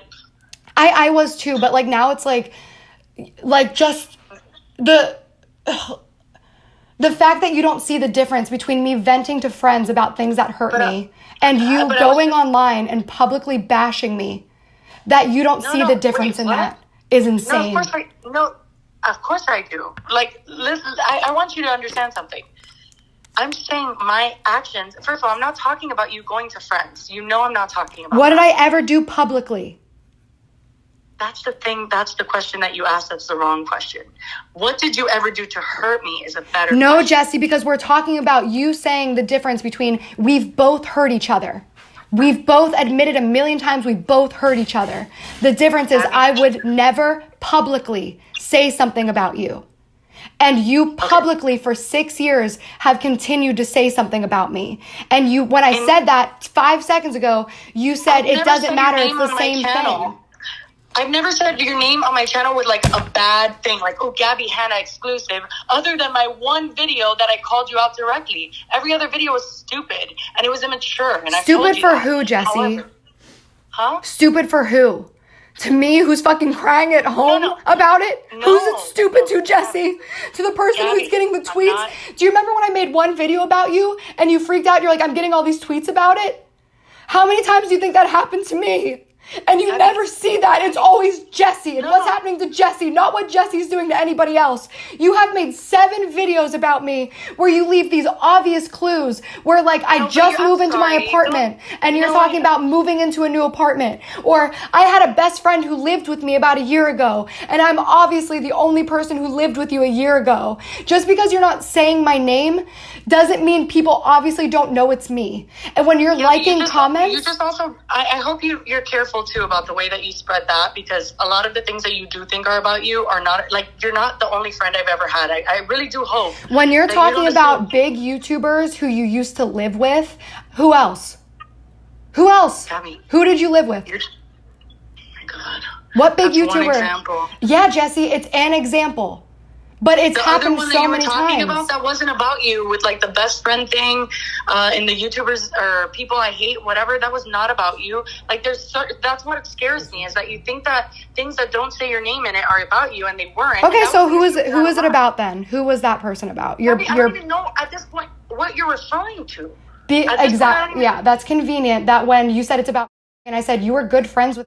Why would you say that? No. I'm telling you that you said. You said oh my God, in the YouTubers of like, let's please take it down a notch, because the YouTubers I hate video, the person I didn't name was like 100%. Okay, you had a close friendship with. No, that's what you said in the video. The person I did not name in the YouTubers I hate video, that I left their name out, and I was like, oh, I'm gonna, like, I thought of like saying their name for a second. I was like, no, I'm gonna leave it out. You also said that I was friends with somebody who ended up being a big YouTuber who, if I wanted, I could shit on her whole life. Actually, I could diarrhea on her whole life, but I'm going to save that for another day. So you mean to tell me that you don't think is that person? I don't think you're referencing the same video. Remember I said send me the video, because that's the part where okay, then maybe it's a different video. Regardless, you said that publicly online. Okay, sure. Yeah, I mean, I'm literally telling you, Gabbie, like, yes, I used to be immature. Uh-huh. I used to hint at you to try to get back at you for the things you would do in real life. Yes, you did. That is Publicly, and that is the difference. Yep. Dealing with something publicly is where it crosses a line of trying to ruin somebody's character and actually being bitchy and catty behind the scenes. Where you're going off. Okay, so where are we going from here? Because this conversation is not going anywhere. We're going in circles. So how are we dealing with the situation moving forward? Yeah. Can I just say something really quickly about, because I know that you think the messages in your eyes were private. That's not how I see it in my eyes at all. And I just want to... It doesn't matter if you're having a one-on-one conversation with a human being, unless that human being shares the messages, even if she just messaged them to you, they would still be... screenshotted them and tweeted them. She could have tweeted them and be like, just kidding. And who would have seen it? Jessi, who would have seen it? She had 200 followers. Who would have seen it? What? It's still something that could have happened and been like that. It could have easily been sent to people. She could have tweeted it, but she didn't. You know who did? You put them in a video, and now everybody saw it.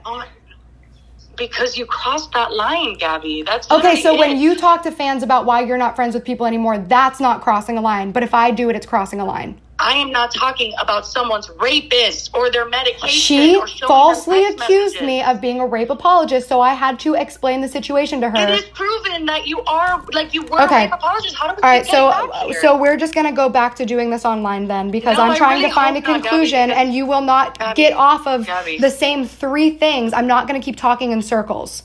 Okay, I understand that, and I'm going to, seriously, this is advice from you. I see that you're I know you're struggling, and I'm sorry, and I'm willing to try and do what I can that I feel is right on my end, what feels right with my, alignment, what I feel good with, because I do not stand by saying, oh, I lied in the video. I don't stand by that. However, I don't think you don't have to say you lied in the whole video. Say there are some things. I didn't lie in any part of the video, and I don't feel comfortable saying that. Well, there were lies. Why did you edit out the part of the video where I literally said this isn't about a YouTuber, this isn't about anybody, please don't try to start drama, and the fact that I hid your comments? Because that's a lot different than saying I made a video about you.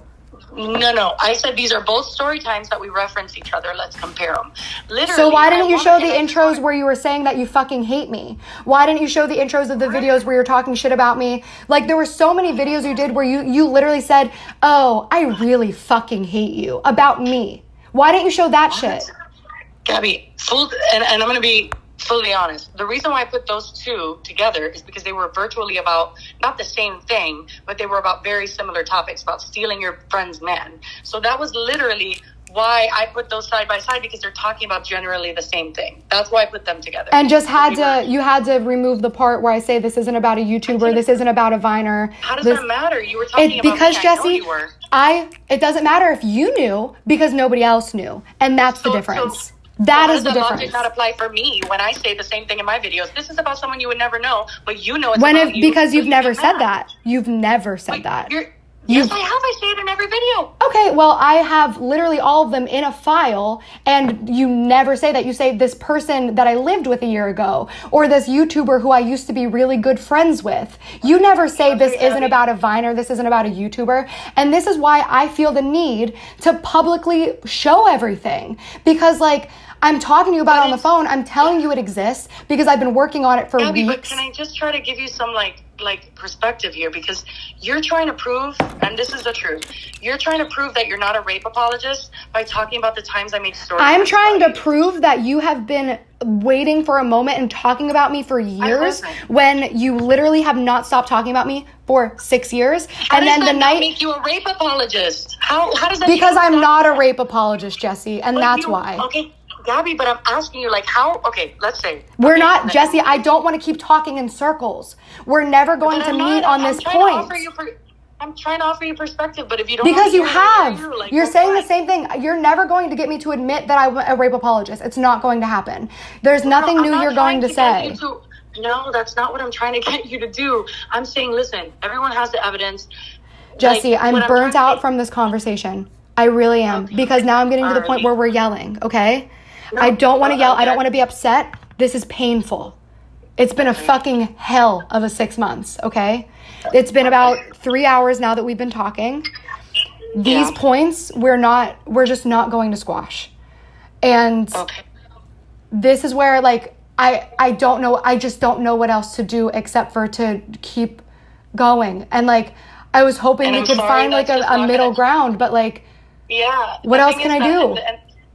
Well, if you keep going, and that's the thing, is that where do you want to end up? Like, where's the ending for you? Like, what is the conclusion? What's going to make you happy in this? Like, what's going to change everything?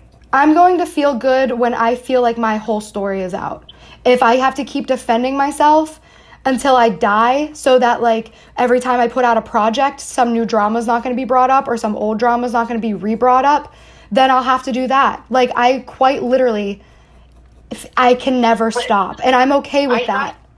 I thought that the thing that bothers you the most, from what I've understand, is the people calling you that word, right? Yeah, and if that means like when I live stream, when I like do whatever I'm gonna do, I will say I did this thing. I had a tweet up for a little bit. I deleted it because I realized it wasn't representative of who I am. I just saw the tweet after, and here's this tweet. However, look at these 6 fucking years of this person poking me.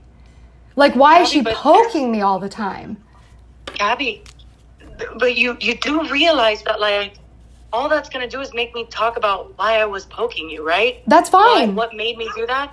Because then I talk about mine. I talk about all of the things that, like, I couldn't live with you, and then I got kicked out, and then you talked, and then you told her. How is that going to solve?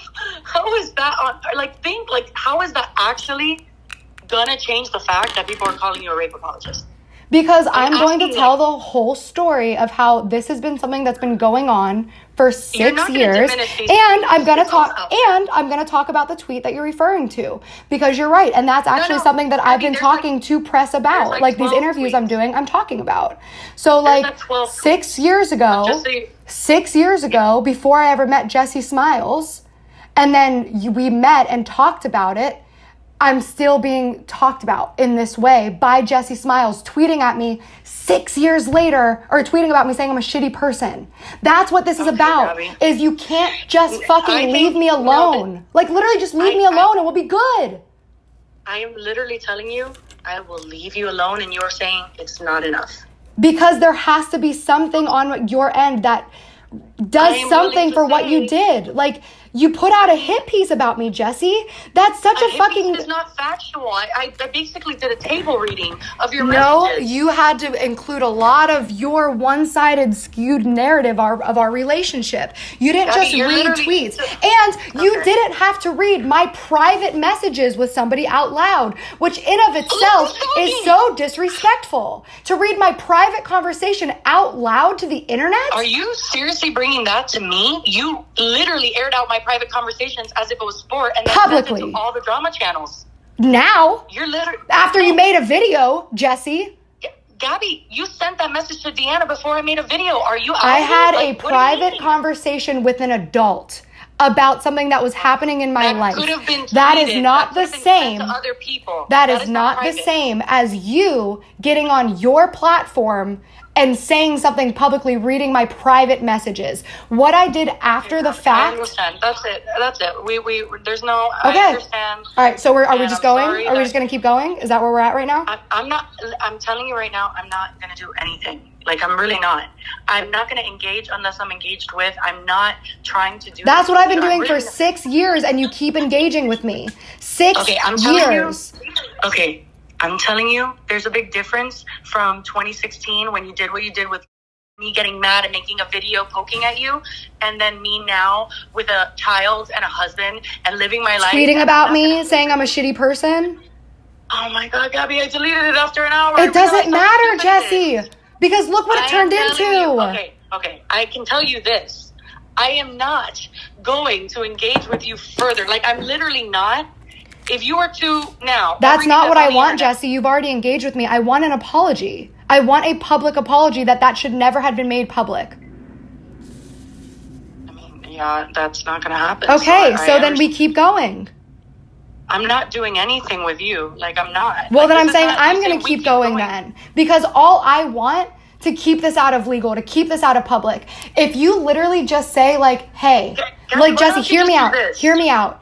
If you literally just made a public statement saying, I shouldn't have made this public, I was upset and emotional, Gabbie also did some shit that she shouldn't have done when she was upset and emotional. There are some things in that video that aren't completely factual, and there are some things that are. However, this should have always been handled privately, and I'm sorry for the pain and trauma that I caused. That's what I want. Okay. If, this is my real feeling. I think that you said in your video you want to be a good example as influencers, right? You said that, I tried that. Right? I tried that. No, you literally said that and I did nothing, and then you just went on your own going unprovoked. Well, no, that's not true. There were all of those messages that you sent me when I said, please, I cannot handle this right now. And then I had a mental fucking breakdown because you were sending me all of these texts that were making me nervous that you were going to make another video. That's why this is happening. Now they're not threats? Gabbie, here's the thing. Truly, if it was up to me and what I think that the good example of influencers is, just sue me. Like, straight up, just sue me. Like, just do it. Like, I'm not saying it to, like, challenge you. I'm saying, like, let's keep this offline and just sue me. And we'll see what happens in court. And then we don't have to bring our followers through this. We don't have to bring our fans through this. And we get to the bottom of what's been, hurting you. Just sue me, and then we won't have to bring our fans into this. I'm more interested in bringing my fans into it because those are the ones who are affected. I don't want your money, Jessi. I do not want your money. I don't want it. Okay, I'm literally saying, like, I think your fans are affected too. Yeah, they are, deeply. Because they're seeing you like this, which is something that is alarming for them, so they feel like they need to protect you, which is also not a fair position to put them into. You know what I mean? Like, really, like, you have to realize, like, they're going to be there for you no matter what, and they're worried about you. Oh, no, I lost a lot of fans over this. No, I know, but you still have a lot. Like, you still have a lot of people who support you, and like you said, buy your books and put you on Billboard, and, like, you still have that, and, like, you have to remember that at the end of the day, these people care about you. They're looking at you right now, and they're worried. I mean, like, I see your live streams, and I was worried. You should be. I'm fucking suicidal. And that's why I have to continue to do this, because I feel like being silent has not helped me. And, like, I let it happen. And when I saw you fucking put my name in your thumbnail again, Jessi, it sent the message loud and clear. I will never let you go. I will never let you just live your life. You could have gotten away with murder. And, like, I would have never done anything. And you had to put my name in your thumbnail the week I was putting out my EP. And that caused such a shitstorm where people are trending on TikTok that I'm a rape apologist again. Your actions have consequences for you and for me. I don't want to go to court. I don't want to go to Florida. I don't want to take your money. I don't want money. I want a public statement and apology saying I should have never done this. It was inappropriate to share private conversations publicly. And I want that video gone. And I want an NDA where you can't do this to me again, because I'm going to be living in fear for the rest of my life. And that's like... So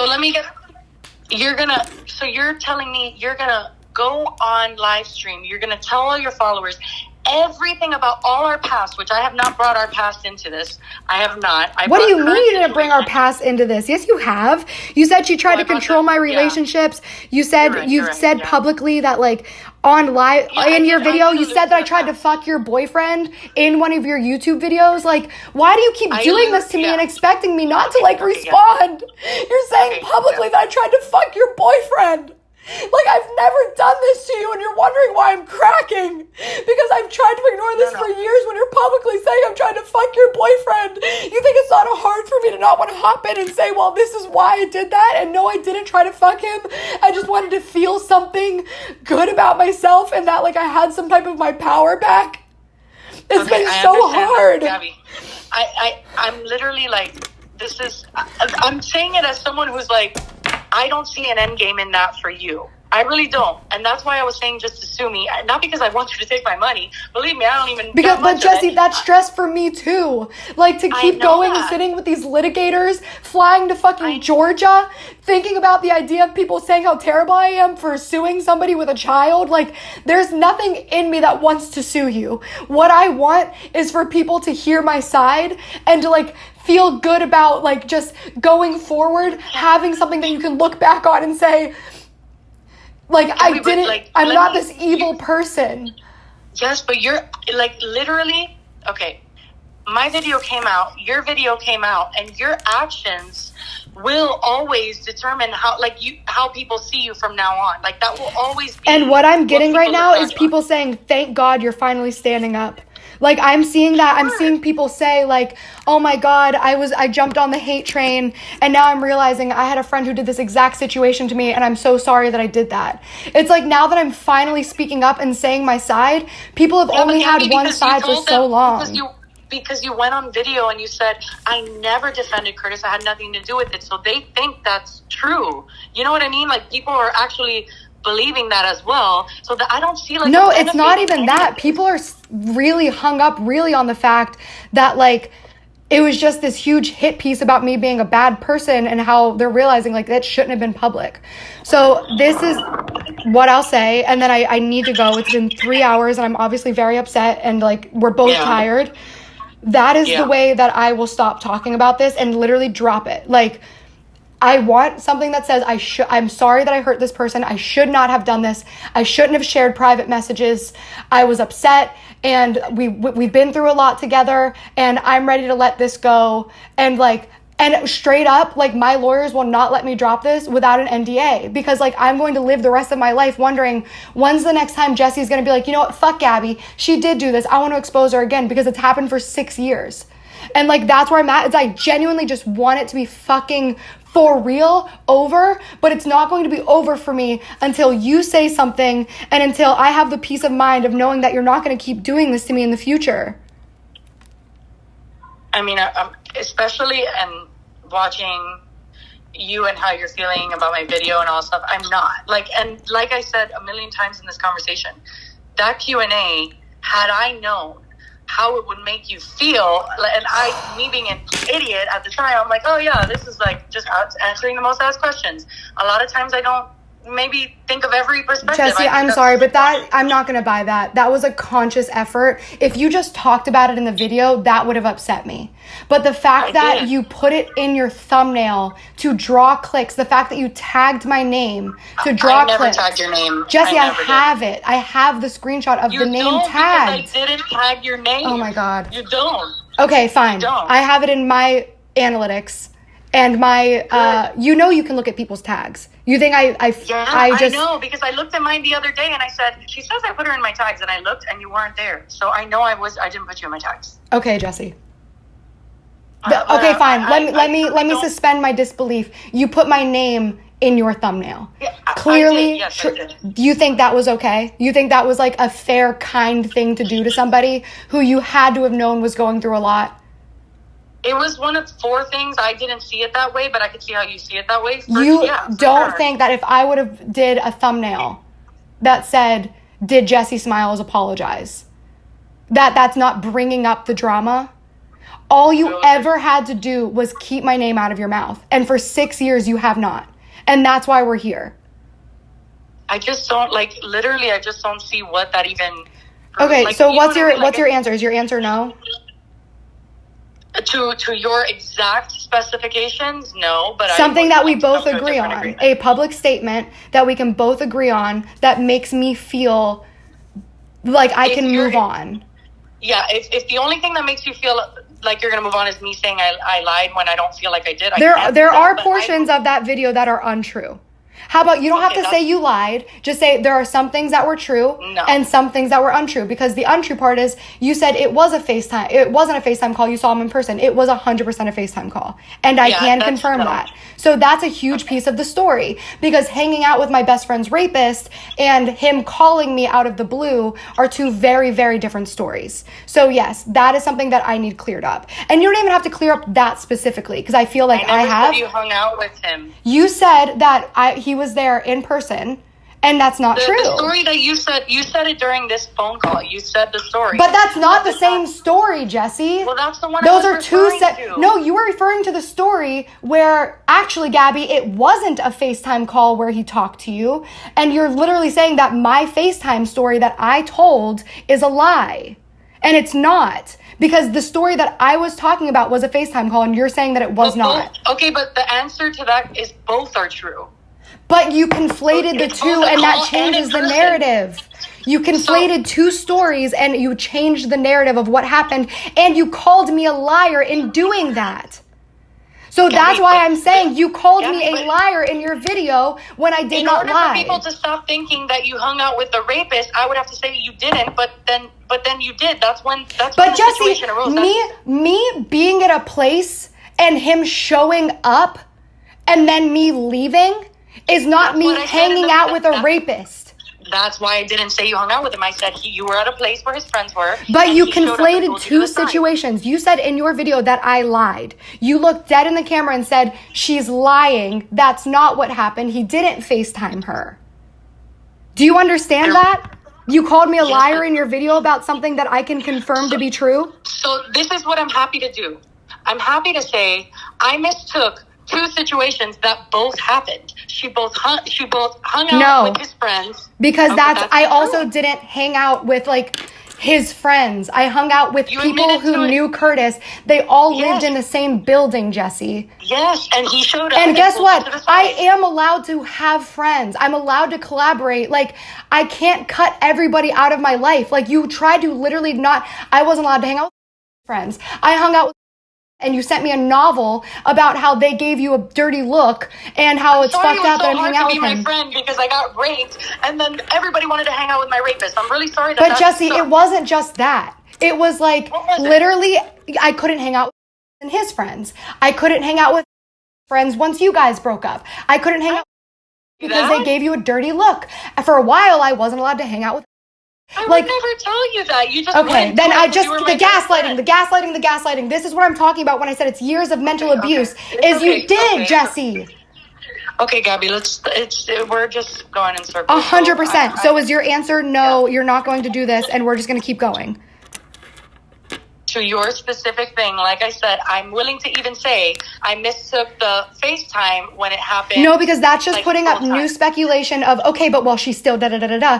I just want it to be over. I don't want to have to get on camera. I don't want to have to get on camera and now explain that situation. That's what you're doing, is planting these little seeds, just like you did in your first apology. I don't want to air out her dirty laundry. Not our dirty laundry. It's always me. It's always me. I'm the problem. That's why I was blocking you. That would air out things that were not good. It's our dirty laundry, Jessi. So my question is, first of all, are you willing to sign an NDA so that I know you can never fucking do this to me again?